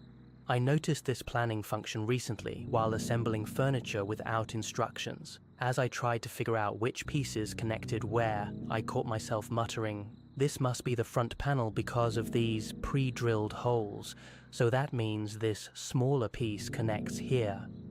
This verbalization helped organize my perceptions and reasoning in a way that purely visual processing couldn't achieve. Beyond practical problem-solving, self-talk serves crucial emotional regulation functions in adulthood. When we experience setbacks or disappointments, our inner dialogue often determines whether we spiral into rumination or find constructive ways forward. Consider two possible responses to making a mistake during a presentation. "I'm so stupid, everyone must think I'm incompetent," versus "that didn't go as planned, but I recovered well and the main points still came across." The content of our self-talk in such moments significantly influences both our emotional state and subsequent behavior. Researcher Ethan Cross from the University of Michigan has conducted fascinating work on the relationship between self-talk and emotional regulation. His studies reveal that the grammatical perspective we use in self-talk, first-person I versus second-person you, or third-person use of our name, affects our ability to process difficult emotions. When people use distanced self-talk, second or third person, rather than immersed self-talk, first person, they show greater emotional regulation, reduced physiological stress responses, and improved performance on subsequent tasks. This finding suggests that simple shifts in how we talk to ourselves can create psychological distance from immediate emotions, allowing for more objective self-reflection. It's the difference between "I'm feeling overwhelmed" and "You're feeling overwhelmed, Rachel." The latter creates space between the experiencing self and the observing self, facilitating more adaptive responses. Another fascinating aspect of adult self-talk is its role in maintaining focus and controlling attention. Research with athletes consistently shows that instructional self-talk, "keep your eye on the ball," improves performance by directing attention to relevant task features. Similarly, students who use self-guiding statements while studying, the important point here is, tend to show better comprehension and retention than those who read passively. The psychologist Gary Lupian has demonstrated that naming objects changes how we perceive them. Verbal labels enhance visual processing of the labeled features. This research suggests that self-talk doesn't just reflect our perceptions, but actively shapes them, highlighting certain aspects of experience while downplaying others. When we tell ourselves what to look for or attend to, we're changing what we see. For many adults, self-talk also serves identity and narrative functions. We continually construct and revise our personal stories through internal dialogue, making sense of our experiences and connecting past, present, and future selves. Phrases like, "This is just like what happened last year," or "This isn't who I want to be," reflect this narrative-building process through which we maintain a coherent sense of self across changing circumstances. Psychologist Dan McAdams has extensively studied these narrative aspects of identity, showing how the stories we tell ourselves shape our understanding of who we are. Self-talk provides the raw material for these narratives as we interpret events, attribute meanings, and envision possible futures through our inner dialogue. While self-talk serves many adaptive functions, it can also become maladaptive when dominated by negative content, excessive rumination, or unrealistic expectations. The psychologist Susan Nolan Hoeksema found that repetitive negative thinking, replaying failures, catastrophizing about the future, or dwelling on perceived inadequacies contributes significantly to depression and anxiety. This kind of rumination often takes the form of circular self-talk that offers no resolution. Why do I always mess things up? What's wrong with me? I'll never get better at this. In contrast, constructive self-talk acknowledges difficulties while maintaining perspective and problem-solving orientation. This is challenging, but I've handled similar situations before. What specifically can I do differently next time? The difference isn't about being blindly positive, but about whether self-talk leads towards solutions and growth or deeper entanglement with problems. Understanding these various functions of adult self-talk, planning, emotional regulation, attention control, identity maintenance, and more, highlights its centrality to psychological functioning. Far from being an incidental feature of consciousness, self-talk represents a fundamental interface between our thoughts, emotions, perceptions, and behaviors, a continuous conversation that both reflects and shapes who we are. The science of self-talk, research insights and applications. The scientific study of self-talk has expanded dramatically in recent decades, moving beyond Vygotsky's early observations to encompass sophisticated experimental methodologies and real-world applications. This growing body of research provides valuable insights into how different types of self-talk affect performance, resilience, and well-being across various domains. One of the most robust findings comes from sports psychology, where researchers have consistently demonstrated that systematic use of self-talk enhances athletic performance.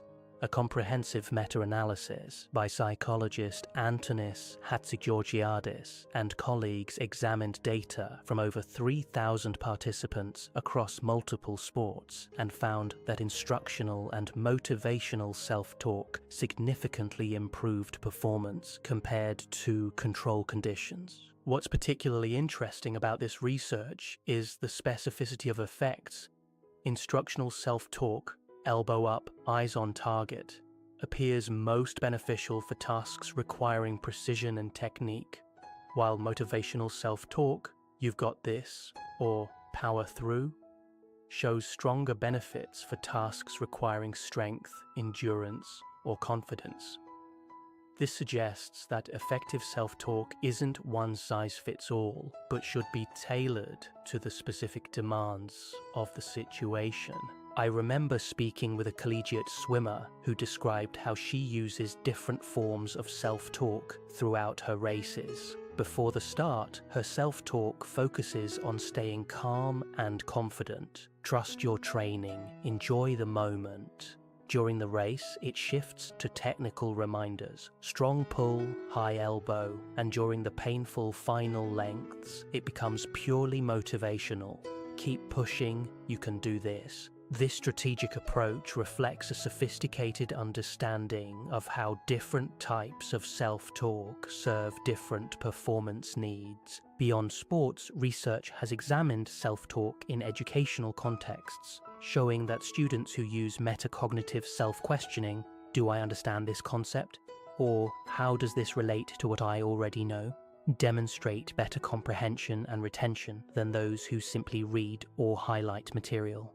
This type of self-talk seems to promote active engagement with content, facilitating deeper processing and more durable learning. Educational psychologist Barry Zimmerman has documented how successful students use self-regulatory statements to guide their learning. Planning statements before beginning. I'll start with the most difficult problems. Monitoring statements during work. This isn't making sense yet. I need to slow down. And evaluative statements afterward. Next time I should create an outline first. These verbal self-guidance strategies correlate strongly with academic achievement across age groups and subject areas. In therapeutic settings, extensive research supports the efficacy of interventions targeting maladaptive self-talk patterns. Cognitive behavioral therapy, CBT, one of the most empirically validated approaches to treating depression and anxiety, focuses explicitly on identifying and modifying negative automatic thoughts, the habitual self-talk that maintains psychological distress. Psychologist Aaron Beck, the founder of CBT, identified several common cognitive distortions that appear in the self-talk of people experiencing depression. All or nothing thinking. If I don't get an A, I'm a complete failure. Overgeneralization. I always mess things up. Mental filtering, focusing exclusively on negatives while ignoring positives. And catastrophizing, assuming the worst possible outcome. Through structured exercises, CBT helps people recognize these patterns in their inner dialogue and develop more balanced, realistic alternatives. The effectiveness of this approach is impressive. Hundreds of controlled studies show that CBT produces significant and lasting improvements in depression, anxiety, and other psychological conditions, with changes in self-talk mediating these improvements. In other words, when people's inner dialogue becomes more accurate and constructive, their emotional well-being improves accordingly. More recent research has examined the benefits of self-compassionate self-talk. Speaking to oneself with the same kindness and understanding one would offer to a good friend, psychologist Kristin Neff has shown that people who respond to setbacks with self-compassionate language, "This is hard right now, but everyone struggles sometimes," show greater emotional resilience than those who respond with harsh self-criticism or excessive self-focus. In one particularly revealing study, Neff and colleagues asked participants to recall a personal failure and then write a letter to themselves about it. Some were instructed to write with self-compassion, others with self-esteem boosting language, and others with no special instructions. Those in the self-compassion condition showed lower negative emotions and greater acceptance of responsibility than those in the other conditions, suggesting that kind self-talk doesn't promote complacency, as some might fear, but facilitates constructive engagement with personal shortcomings. The emerging field of positive psychology has contributed additional insights about self-talk that promotes well-being and flourishing.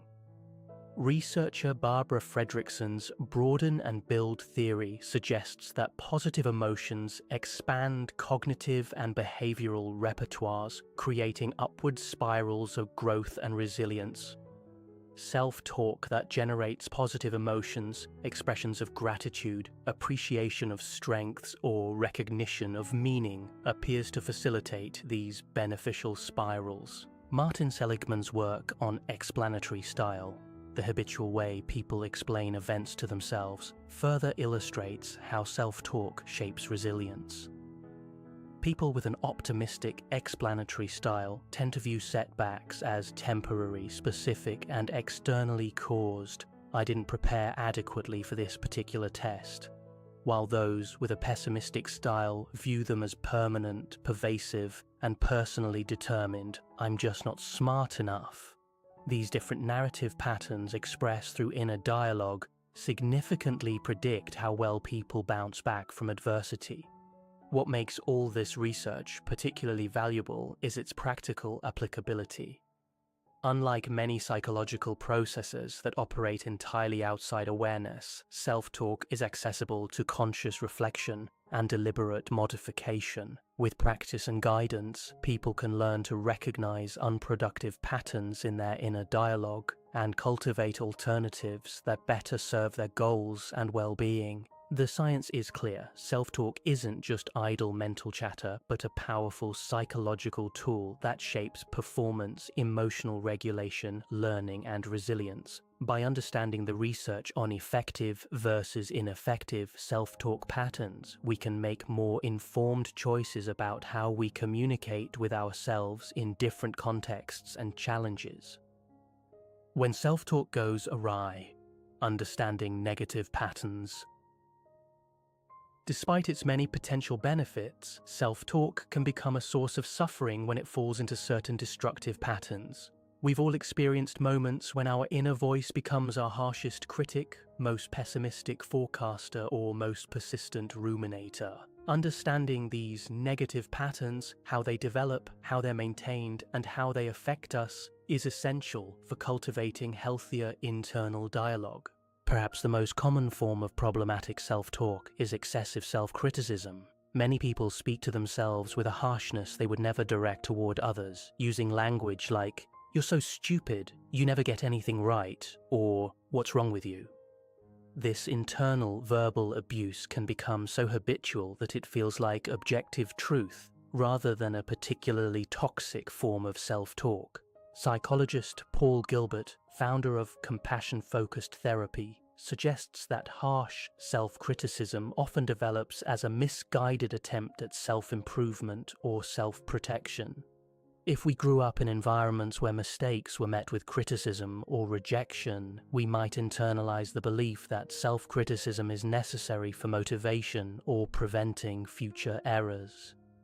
Unfortunately, research consistently shows the opposite. Excessive self-criticism undermines motivation, impairs performance, and increases risk for depression and anxiety. I remember working with a talented graduate student who was paralyzed by perfectionism. Her self-talk before writing assignments included thoughts like, "This has to be brilliant or it's worthless," and "Everyone will see through you if you don't produce something exceptional." These internal demands created so much pressure that she struggled to write anything at all. Only when she began recognizing and challenging these harsh internal statements could she engage more productively with her work.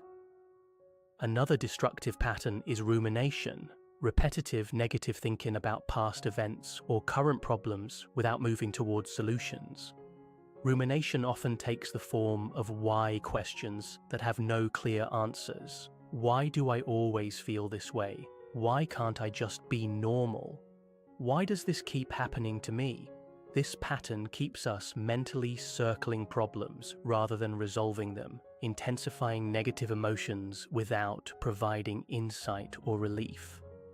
Psychologist Sonia Lyubomirsky has conducted extensive research on rumination, finding that it magnifies negative emotions, impairs problem-solving, reduces social support, and interferes with instrumental behavior. People who ruminate are more likely to interpret ambiguous situations negatively, recall negative memories, and generate pessimistic predictions, creating a pervasive negativity bias in their thinking. Catastrophizing represents another problematic form of self-talk, characterized by predicting the worst possible outcomes and overestimating their likelihood or severity. Thoughts like, "This headache probably means I have a brain tumor," or "If I make a mistake in this presentation, my career is over," illustrate this pattern. Such thoughts trigger intense anxiety and often lead to avoidance behaviors that prevent the disconfirmation of these fears. Closely related to catastrophizing is black and white thinking, where self-talk frames situations in extreme all or nothing terms. This pattern shows up in thoughts like, "Either I do this perfectly or I'm a complete failure," or "If people knew the real me, they'd all reject me." Such dichotomous thinking creates impossible standards and overlooks the nuanced reality of most situations.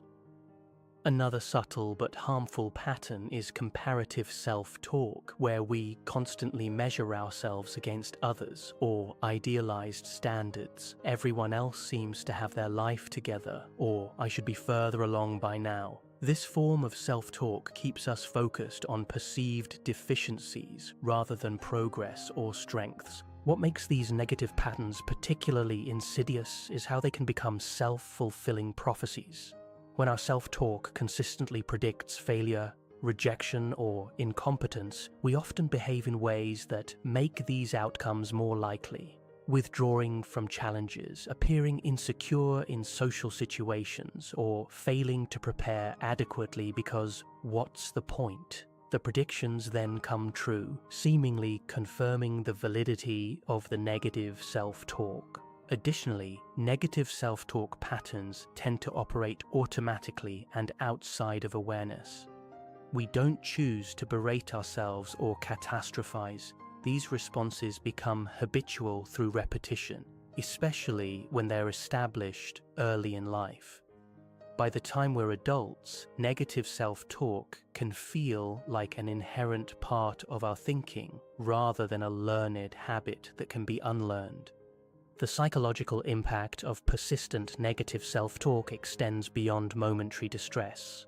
Research links habitual negative self-talk to increased vulnerability for clinical depression, generalized anxiety, social anxiety, eating disorders, and even physical health problems through stress-related physiological mechanisms. Our internal dialogue doesn't just reflect our psychological state, it helps create it. However, recognizing problematic patterns in our self-talk represents an important first step toward change. Psychologists have developed various approaches for identifying and modifying negative self-talk, which we'll explore in the next section. The key insight here is that while self-talk can become a source of suffering, its accessibility to consciousness also makes it amenable to intervention in ways that more automatic processes are not. By learning to recognize when our inner voice has become an adversary rather than an ally, we can begin the process of cultivating more balanced, realistic, and compassionate internal dialogue. This doesn't mean replacing negative thoughts with unrealistic, positive ones, but rather developing a more accurate and nuanced inner conversation, one that acknowledges difficulties while maintaining perspective and supporting effective action. Transforming self-talk, strategies for healthier inner dialogue. Given the profound impact of self-talk on our emotions, behaviors, and overall well-being, learning to shape it constructively represents a valuable life skill. Fortunately, decades of clinical and research experience have yielded effective approaches for transforming problematic self-talk patterns. These strategies don't aim to eliminate negative thoughts, an unrealistic goal, but rather to create a healthier relationship with our inner dialogue. The first essential step in transforming self-talk is developing awareness of it. Much like meditation teaches us to observe our thoughts rather than being caught up in them, we can learn to notice our self-talk as it occurs. This mindful awareness creates space between ourselves and our thoughts, allowing us to recognize that self-talk represents verbal activity within our minds rather than definitive truth about reality. A simple but powerful practice involves pausing several times throughout the day to ask, "What am I saying to myself right now?" With regular practice, this check-in becomes more automatic, gradually building the habit of noticing inner dialogue as it unfolds rather than only in retrospect. Writing down recurring thoughts can further enhance awareness by making implicit patterns explicit. Once we can recognize our self-talk patterns, cognitive restructuring techniques offer systematic approaches for evaluating and modifying them. Developed within cognitive behavioral therapy, these methods help us examine the accuracy and helpfulness of our thoughts rather than accepting them uncritically. One effective restructuring approach involves treating negative self-talk as hypotheses to be tested rather than facts to be believed. When we catch ourselves thinking, "I'm going to fail at this," we can ask, What's the evidence for and against this prediction? Have I handled similar challenges successfully in the past? What resources do I have available? What's the most likely outcome?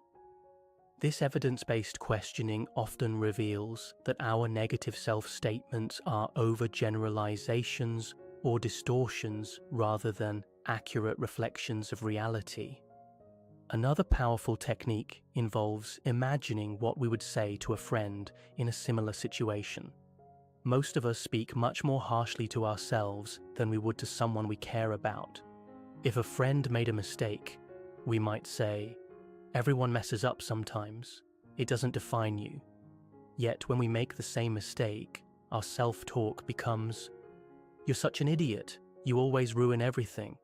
Consciously applying the same compassion to ourselves that we readily offer others can transform our inner dialogue. Psychologist Kristin Neff suggests a three-component approach to self-compassionate self-talk, acknowledging suffering, "This is painful right now," recognizing common humanity, "Everyone struggles sometimes, this is part of being human," and offering kindness, "What do I need right now to support myself through this?"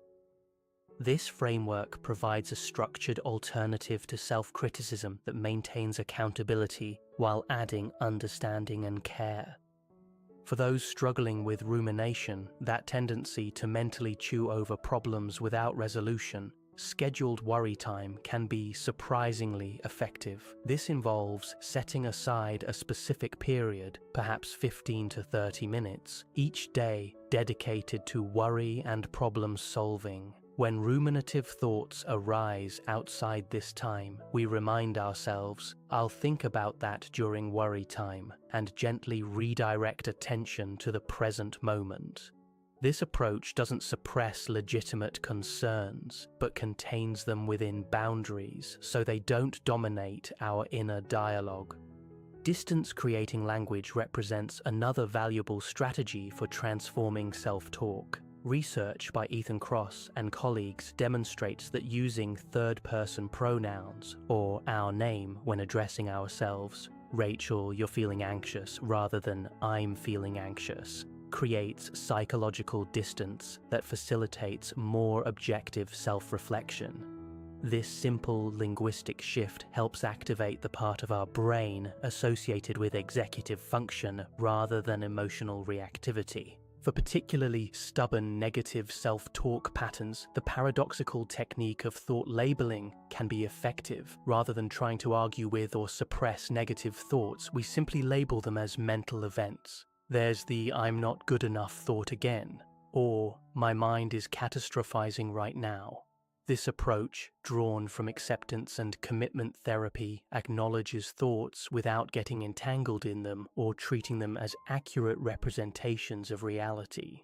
Positive psychology offers additional strategies for cultivating constructive self-talk. The 3 good things exercise, for example, involves identifying 3 positive experiences at the end of each day and reflecting on their causes. This practice gradually shifts our attention and self-talk toward appreciation rather than criticism or complaint. Similarly, regularly acknowledging personal strengths and progress, even incremental improvements, helps counterbalance our natural tendency toward negative focus. Implementation intentions, specific if-then plans, can help establish new self-talk habits. If I notice myself engaging in harsh self-criticism, then I will pause and ask what I would say to a friend in this situation. This approach leverages situational cues to trigger alternative responses, making desired self-talk patterns more automatic over time. Technology can also support self-talk transformation.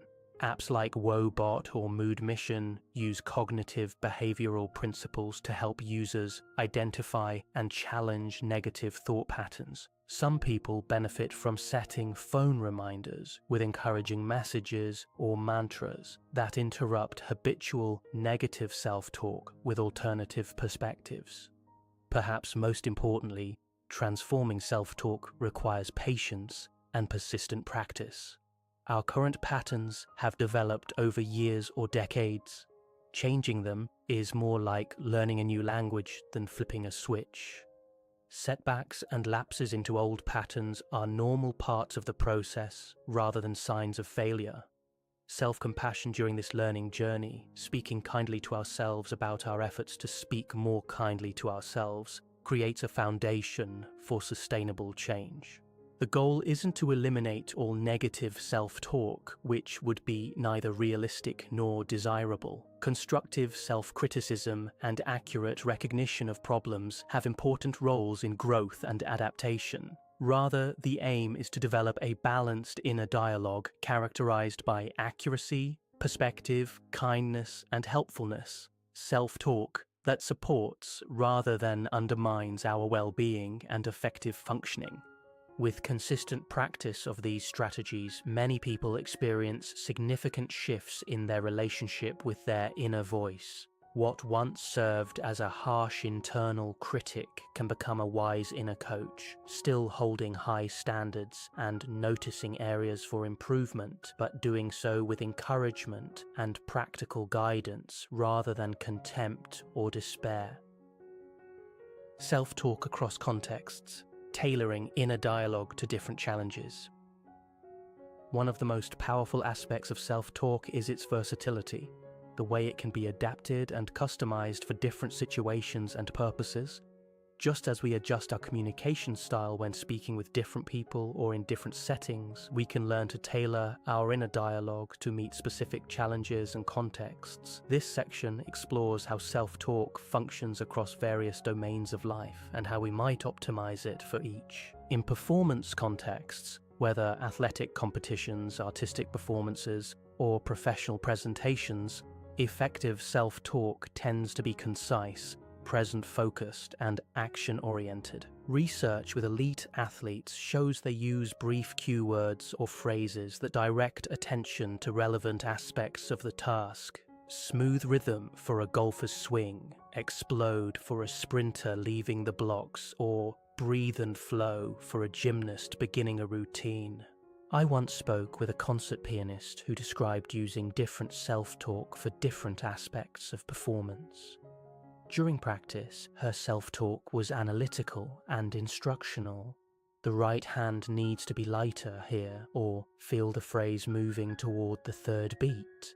But during actual performances, she shifted to broader process cues like tell the story or let it sing, that facilitated fluid execution without micromanaging. This strategic adjustment illustrates how self-talk can be adapted to different phases of skill development and performance. In learning contexts, effective self-talk often takes the form of questions rather than statements. Research on reading comprehension shows that students who ask themselves questions like, "How does this connect to what I already know?" or "What's the main point the author is making here?" retain and understand material better than those who read passively. This interrogative self-talk promotes active engagement with content and helps identify gaps in understanding. When facing creative challenges, expansive and exploratory self-talk seems most beneficial. Phrases like, "What if?" or "I wonder what would happen if?" open mental space for novel connections and possibilities. Creativity researchers find that self-talk that explicitly permits to experiment, "It's okay if this doesn't."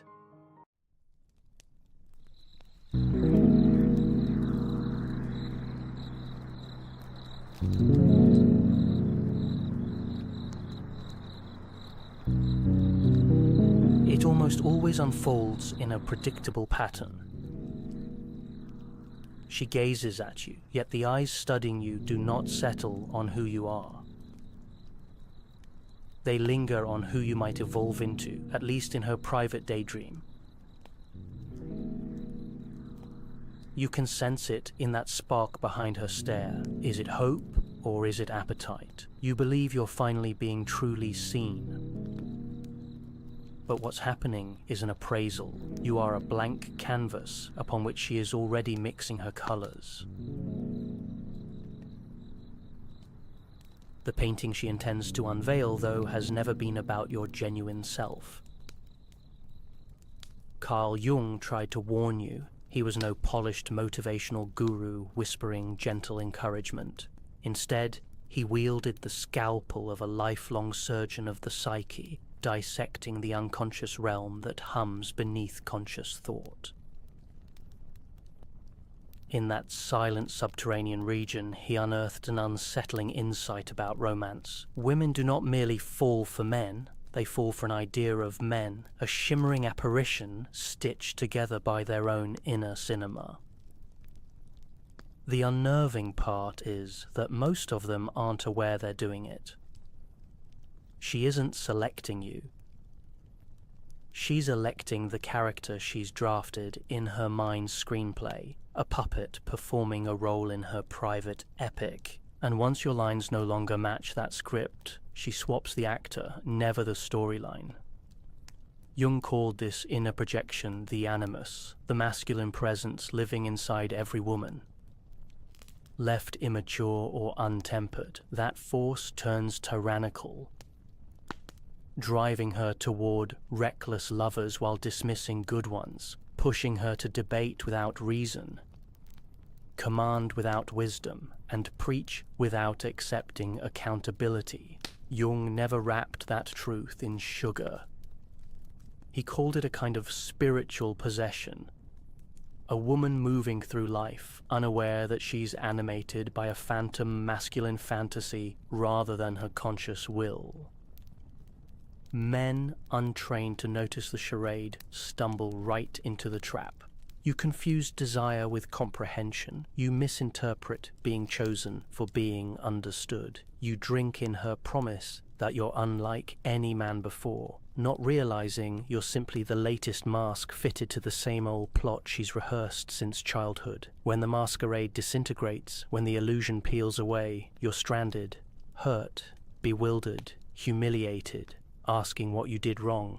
You didn't fail. You merely ceased to be a believable actor in someone else's drama. Jung insisted that the sole means of escaping this psychological theatre lies in individuation, the lifelong forging of wholeness from within. And here's the prickly reality. Most men never embark on that quest. You are conditioned to harvest approval, chase applause, let a woman's regard define your significance. Persist in that habit, and you'll reprise the same part again and again, replaced whenever the audience yawns. Individuation isn't romantic, it's ruthless. It drags into daylight every feeble, insecure, neglected fragment you buried. It compels you to quit accusing women of failing to notice you and begin the far scarier work of noticing yourself. Jung grasped the truth most men dodge. Becoming a man has nothing to do with being selected, and everything to do with electing yourself. Worth is not bestowed by her affection. It is earned by standing firmly alone, alert, accountable, vibrantly alive. A man who has gazed into his own unconscious cannot be lured by projections. He no longer dances as a marionette for someone else's dream. He authors his own reality. Jung observed that the tragedy haunting modern males is not rejection, but their willingness to contort into shapes they assume will secure acceptance. You dignify it as compromise, as partnership, as love. Jung called it self-betrayal. Men who shun psychic growth become serfs to the feminine projection, bending like wet clay into whatever contour is demanded by women still enthralled to their inner animus. Soon you are less a man and more a mask, nodding, smiling, performing, until the day you forget the face beneath the disguise. Women pick up on this far more keenly than you imagine. The traits you hope will make her swoon, your obedience, predictability, endless availability, flip into the very qualities that drain her attraction. Why? Because, Jung revealed, the feminine instinct does not crave comfort. It is magnetized by mystery, by the risk of a man beyond her total grasp. The instant you remove your boundaries, your spine, your edges, you do not grow more lovable, you fade into translucence. Here lies the vicious circle. You dread solitude more than phoniness. You'd sooner abandon your essence than lose her. You'd rather act in a false narrative than confront the stage with no applause. Until you brave that solitude, you remain shackled. Jung warned that individuation asks you to die before you die, letting every counterfeit version of yourself burn so something authentic can finally breathe. Yet individuation is lonesome, excruciatingly so. While walking that road, you start to notice what can never be unseen. The games, the masks, the self-soothing lies people clutch to feel safe. Voice these observations, and you'll be mocked as aloof or arrogant. But in truth, you are a mirror, and most recoil from mirrors that reflect unflattering truths. Jung spent decades with patients paralyzed by their own shadows, those banished parts of the psyche they refuse to admit. Women, he noted, often grow up in cultures praising them for sidestepping that confrontation, lauding them as naturally pure and intuitive. Jung wasn't convinced. He insisted that the gravest threat to women was the unexamined animus, speaking with illusory certainty, moral superiority, and counterfeit authority. If a woman never integrates that inner masculine, she projects it onto every man she meets, faulting him for the very war she hedges from fighting within. Meanwhile, you fancy yourself her savior, believing that you alone will be the exception. If only you love enough, perform enough, prove enough, she'll select the real you.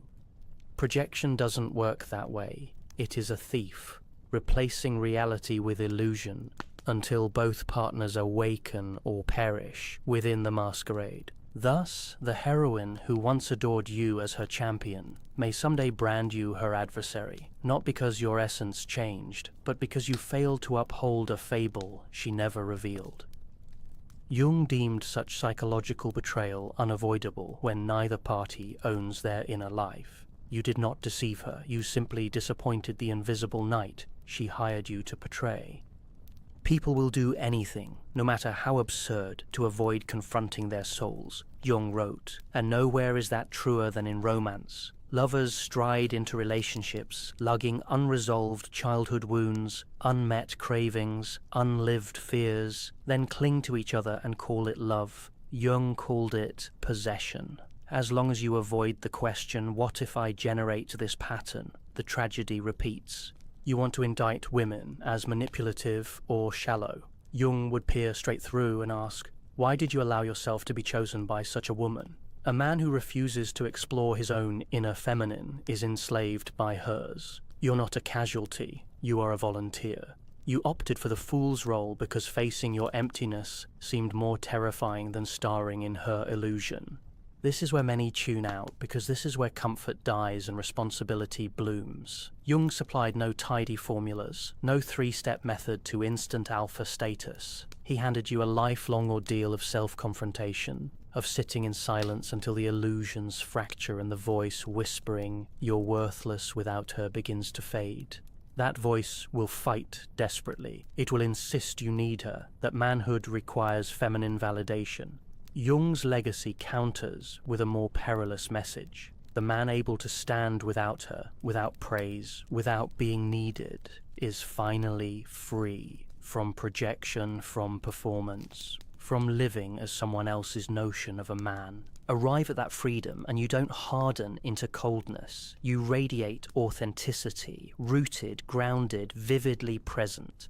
Paradoxically, women gravitate toward you then, not because you crave them, but because you don't. You'll smile, not out of callousness, but out of comprehension. She too must confront her animus. You cannot undertake that work for her. You can only mirror truth by walking your path unflinchingly. Society rarely embraces the individuated man. He unsettles people who rely on predictable categories to soothe their anxieties. Those who once begged for your attention may resent your self-sufficiency. Women still dominated by fantasy may label you emotionally detached. What they truly mean is that manipulation no longer sticks. You've stepped off their stage. Jung once quipped that the gods of old have become modern neuroses. Pursuing validation, then, is a spiritual malady. When you utter cliches like, "She's my everything," you're not romantic. You're outsourcing your soul. It's easier to load your meaning onto a woman's shoulders than carry it yourself. but she cannot bear that weight forever. When she finally drops it, as she must, you accuse her of betrayal. Really, she grants you a gift, the chance to grasp that forging manhood was always your task. In that raw revelation, you have two routes: curse her and join the chorus of embittered men, or do what Jung demanded, turn inward and start the lonely, liberating labor of becoming whole. The woman you chase out there mirrors the abandoned part within. Until you unite with that part, every romance stays a performance, every affection a transaction, every love a lie. Integrate your own inner feminine, and you cease chasing women. You do not plot, nudge, or posture. You simply stand, steady in your authentic form, and from that place you magnetize women who thirst for truth, not theater. You'll know her instantly. She won't swell your ego with extravagant promises or need you to complete her. She has met her own shadow, faced her animus, incinerated her illusions. She is whole in herself, and ready to meet you as a fellow traveler, not a sculptor seeking pliable clay. In that meeting, there is no desperation, clinging, or pretense, only truth, dangerous in its rarity, because it demands nothing, yet offers everything. It is born not of lack, but of freedom, the freedom to choose, to part, to stand side by side without masks. Most will never taste this union, because most will quit the journey too soon, choosing the comfort of performance over the anguish of authenticity. But if you persist, keep walking, keep standing alone, keep shedding every artificial layer, you will reach a precipice of stunning beauty. You will discover yourself. Women will cease to be your mirror or your mother. They will become partners, equals, allies. You will love by choice, from strength, from a knowing unashamed of itself. Jung left no map, only a warning. Refuse self-examination and you'll kneel to projections, especially feminine ones. Yet he also issued a challenge: walk the road of individuation. Stop blaming women for roles you volunteered to fill, and abandon the hope of wholeness in someone else's gaze.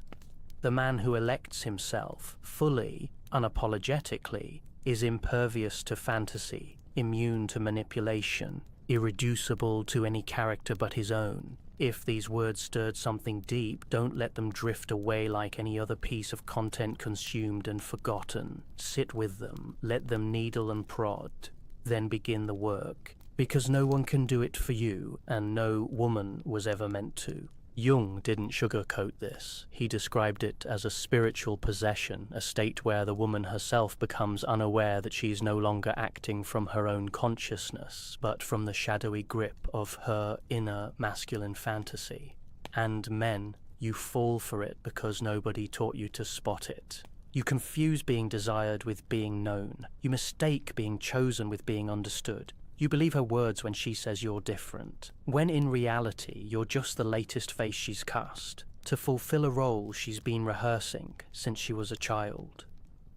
And when the fantasy collapses, when the mask slips, you're left confused, betrayed, and humiliated, wondering what you did wrong.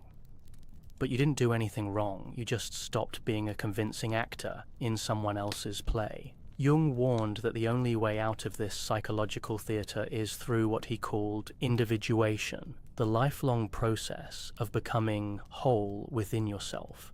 And here's the uncomfortable truth.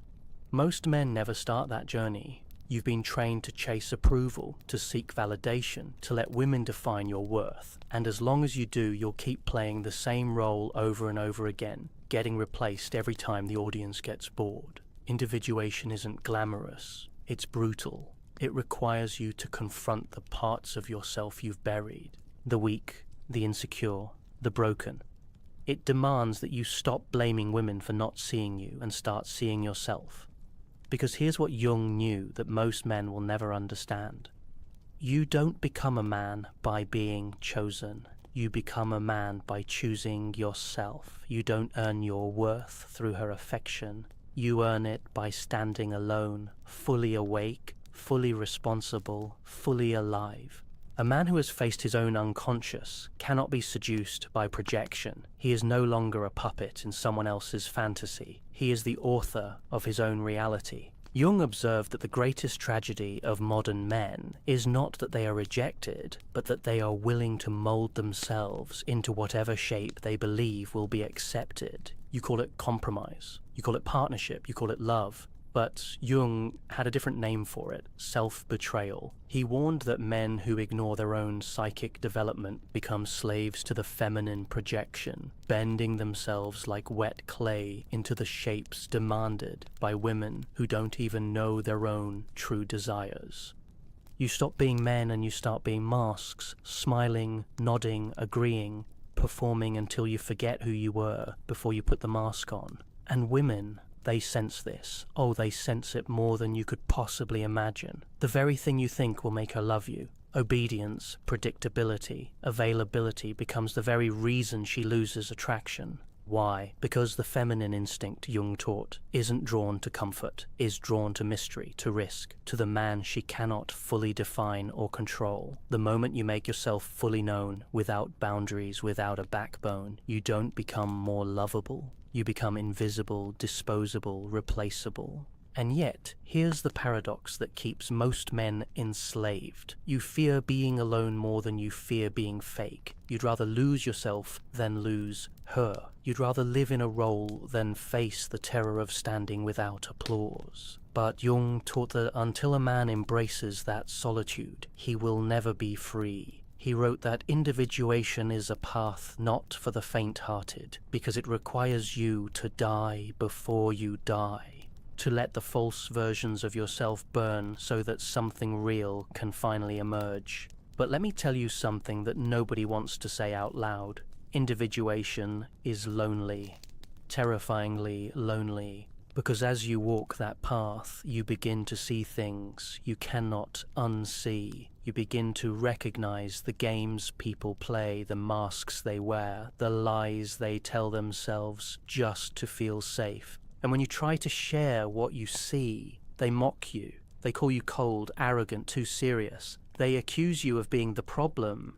But you're not the problem, you're the mirror, and people hate the mirror when it shows them something they don't want to face. Jung knew this well. He spent decades studying patients who were terrified to confront their own shadow, the dark, rejected parts of their psyche they refused to acknowledge. And women, Jung warned, are often raised in cultures that reward them for avoiding that confrontation. They are told they are pure, emotional, intuitive, and complete, just as they are. But Jung didn't buy it. He wrote that the greatest danger to women was their unconscious animus, the voice inside them that speaks with false certainty, false authority, and false moral superiority. He warned that if a woman does not face and integrate this inner masculine force, she becomes a prisoner of it, projecting it onto every man she meets, blaming them for the very war she refuses to fight within herself. And here you are thinking you're her savior, thinking you'll be the exception, thinking that if you just love her hard enough, prove yourself loud enough, perform well enough, she'll finally choose you for you. But that's not how projection works. Jung taught that projection is a thief. It steals reality and replaces it with illusion, and until both men and women wake up from that illusion, they are destined to repeat the same tragedy over and over again, each one blaming the other, never realizing they're both dancing with shadows. And here lies the most ironic twist of all. The woman who once saw you as her hero will one day see you as her enemy, not because you changed, but because you failed to fulfill the fantasy she cast on you. And she won't even realize she's doing it. Jung called this psychological betrayal inevitable when neither party takes responsibility for their own inner world. You didn't lie to her. You didn't betray her. You simply disappointed the invisible character she invented in her unconscious mind. You were never him to begin with, and that's why she resents you. Not for your flaws, but for failing to live up to the myth she never told you were hired to play. Jung once said, "People will do anything, no matter how absurd, to avoid facing their own souls." And nowhere is this more true than in romantic relationships. Both men and women enter them not as whole individuals, but as walking projections, dragging their unlived fears, unmet needs, and unresolved childhood wounds into the arms of another person they barely understand. You call it love. Jung called it possession. And like a man, hypnotized. You keep walking into the trap, thinking this time it will be different. But it never is, because you have not yet asked the most terrifying question a man can ask himself. What if I am the one responsible for this pattern? You want to blame women. You want to call them manipulative, deceptive, shallow. But Jung would look you in the eye and ask, and why did you let yourself be chosen by that woman in the first place? You see, the man who refuses to confront his own feminine inner world is destined to be a slave to hers. You are not a victim. You are a volunteer. You chose to play the fool. You chose to be the actor in her private myth. Because facing your own emptiness, your own lack of wholeness, was far more terrifying than playing a part in someone else's fantasy. And here's where most of you will stop listening, because this is where the comfort ends and the responsibility begins. Jung didn't offer cheap solutions. He didn't give you 3 steps to alpha male greatness. He gave you the brutal, lifelong task of self-confrontation, of sitting alone in the silence of your own mind until the illusions start to crack, until the voice in your head that says you're nothing without her begins to die.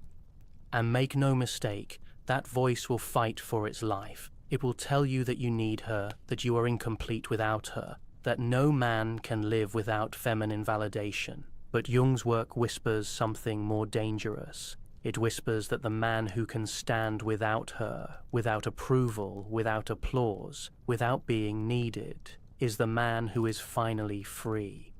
Free from projection, free from performance, free from the tyranny of living as someone else's idea of a man.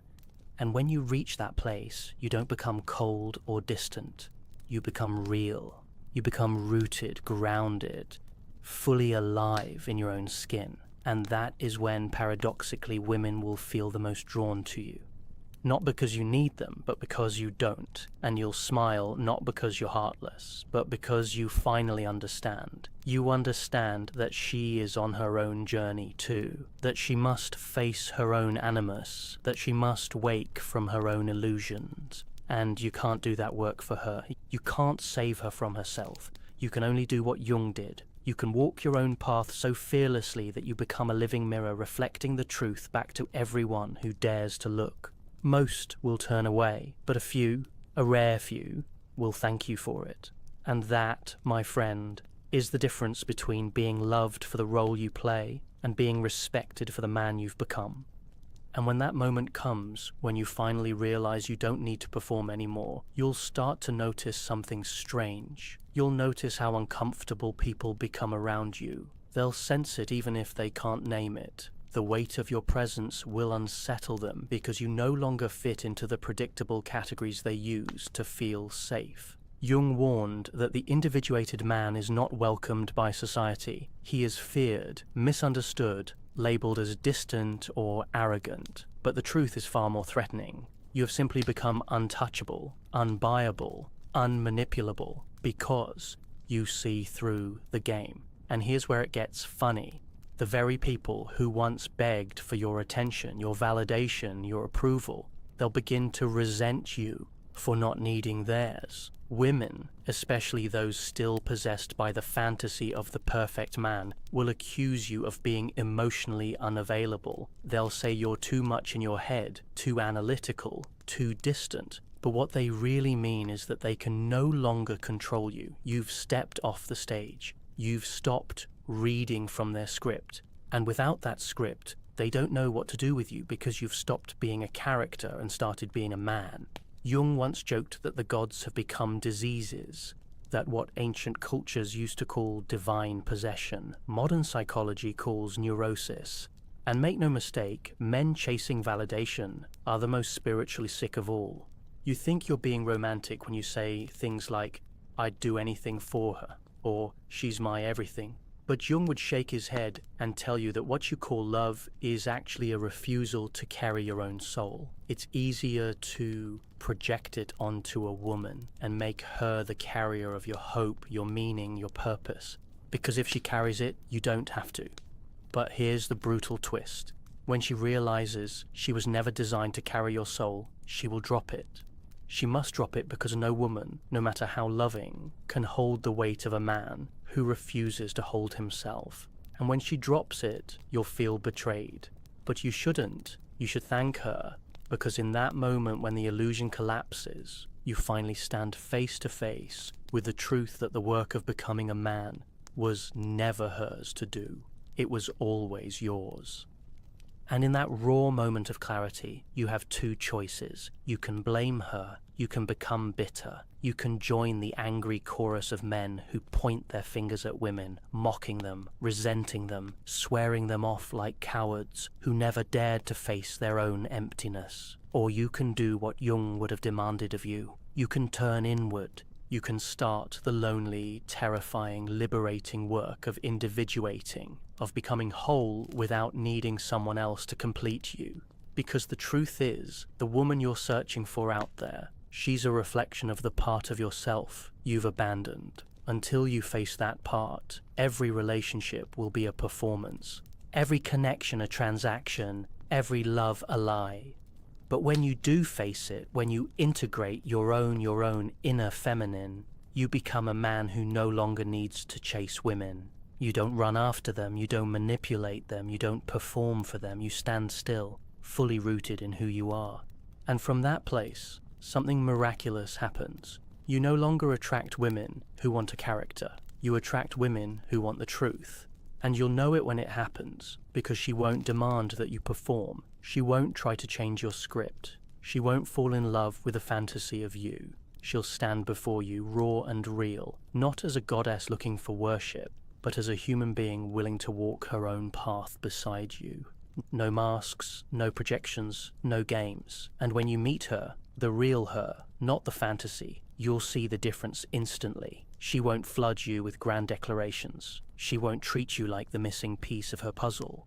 She won't seduce you with the language of completion, because she isn't looking to be completed. She isn't looking to be saved. She's done the work. She's met her own shadow. She's confronted her own animus. She's burned through her own illusions. And that's why she won't need you to perform. She won't need you to carry her soul. She'll stand there, holding herself, looking you in the eye, not as a man she wants to mold, but as a man she is finally ready to meet. And in that meeting there is no desperation, there is no clinging, there is no performance, there is only truth. And that truth, Jung taught, is the rarest and most dangerous kind of love. The kind that demands nothing but offers everything, because it is not born of need. It is born of freedom. Freedom to choose, freedom to walk away, freedom to stand together without illusions, without masks, without fear. But let me warn you, most of you will never experience this, because most of you will quit before you get there. You'll settle for the performance, you'll settle for the fantasy, you'll settle for the temporary thrill of being seen as someone you are not, because facing who you truly are still feels unbearable. But if you have the courage, the brutal, gut-wrenching courage to keep walking, to keep standing alone, to keep stripping away every false layer you've built to earn approval, you will eventually find yourself standing at the edge of something terrifyingly beautiful. You will find yourself, and when you do, women will no longer be the source of your identity. They will no longer be the mirror you use to feel like a man. They will become something else entirely. Partners, not prizes. Mirrors, not mothers. Allies, not saviors. And you will love them not because you need them, but because you choose to. From a place of strength, from a place of wholeness, from a place that knows without apology who you are. Carl Jung didn't leave you a map to follow. He left you a warning that every man who refuses to confront himself will become a slave to the projections of others, especially the projections of women. But he also left you a challenge to walk the path of individuation, to stop blaming women for the roles you volunteered to play, to stop seeking wholeness in someone else's eyes, to stop waiting to be chosen. Because the man who chooses himself fully, unapologetically, relentlessly, is the man who cannot be controlled by fantasy. He cannot be seduced by performance. He cannot be reduced to a character in someone else's script. He becomes the author of his own life. And if you've made it this far, If you felt this message hit somewhere deep inside you, don't just scroll away. Don't let this be another thing you consume and forget. The dance of archetypes beyond the persona. In Jung's lexicon, the concept of the persona stands as a critical cornerstone of understanding human behavior. The persona, that social mask we wear to navigate the external world, serves a necessary function in society. It allows us to function within social contracts, to play our assigned roles, to maintain order. But when a man identifies too strongly with his persona, he loses himself in the process. Jung would argue that modern men have become masters of persona crafting, particularly in relation to women. You see, the persona isn't just about presenting a socially acceptable face to the world. In romantic contexts, it becomes something far more insidious. It becomes the deliberate crafting of a character designed specifically to win feminine approval. Men learn early which qualities women claim to value: sensitivity, emotional availability, understanding, support. And they fashion personas that emphasize these qualities, often at the expense of their authentic selves. But Jung understood something that modern relationship advice completely misses. The gap between what women say they want and what actually awakens their deeper instinctual response is vast and often contradictory. The man who crafts a persona based on stated preferences finds himself in a double bind. The very qualities he emphasizes to win approval become the same qualities that eventually dampen desire. Why? Because the persona, no matter how well crafted, lacks the vital energy of authenticity. Authenticity carries a magnetic quality that no performance, no matter how skilled, can replicate. Women sense this at an instinctual level. They respond not to the words a man speaks or even the actions he performs, but to the congruence between his external presentation and his internal reality. When that congruence is missing, when the persona becomes too polished, too perfect, women sense the hollowness beneath, and hollowness cannot sustain attraction.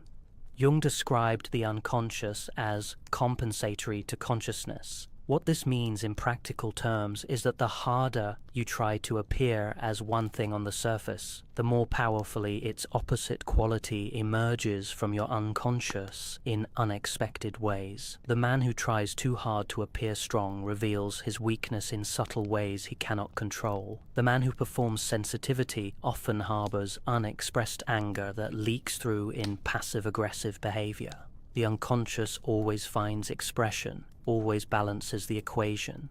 This is why the men who try hardest to please women often end up pleasing them least. Their personas become so disconnected from their authentic selves that women experience them as untrustworthy at a gut level, not because they're lying intentionally, but because they're living a fundamental incongruence. The gap between who they present themselves to be and who they actually are creates an uncanny valley effect that triggers instinctual suspicion. Jung recognized that this pattern creates immense suffering for both men and women. Men suffer the existential pain of living as performers rather than authentic beings. They experience the crushing weight of knowing, deep down, that they are loved not for who they are, but for the character they've created. Women suffer the disappointment of investing in men who inevitably reveal themselves to be different from the image they initially presented. Both parties feel betrayed, but neither understands the archetypal dance they're caught in.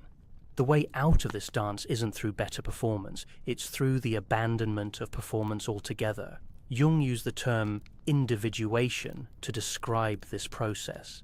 Individuation isn't about becoming more individualistic in the Western sense of that word. It's about becoming undivided within yourself. It's about integrating the disparate aspects of your psyche into a coherent whole that no longer needs to hide parts of itself to be accepted. For men specifically, individuation involves confronting and integrating what Jung called the anima, the inner feminine aspect of the male psyche. Just as women project their animus onto men, men project their anima onto women.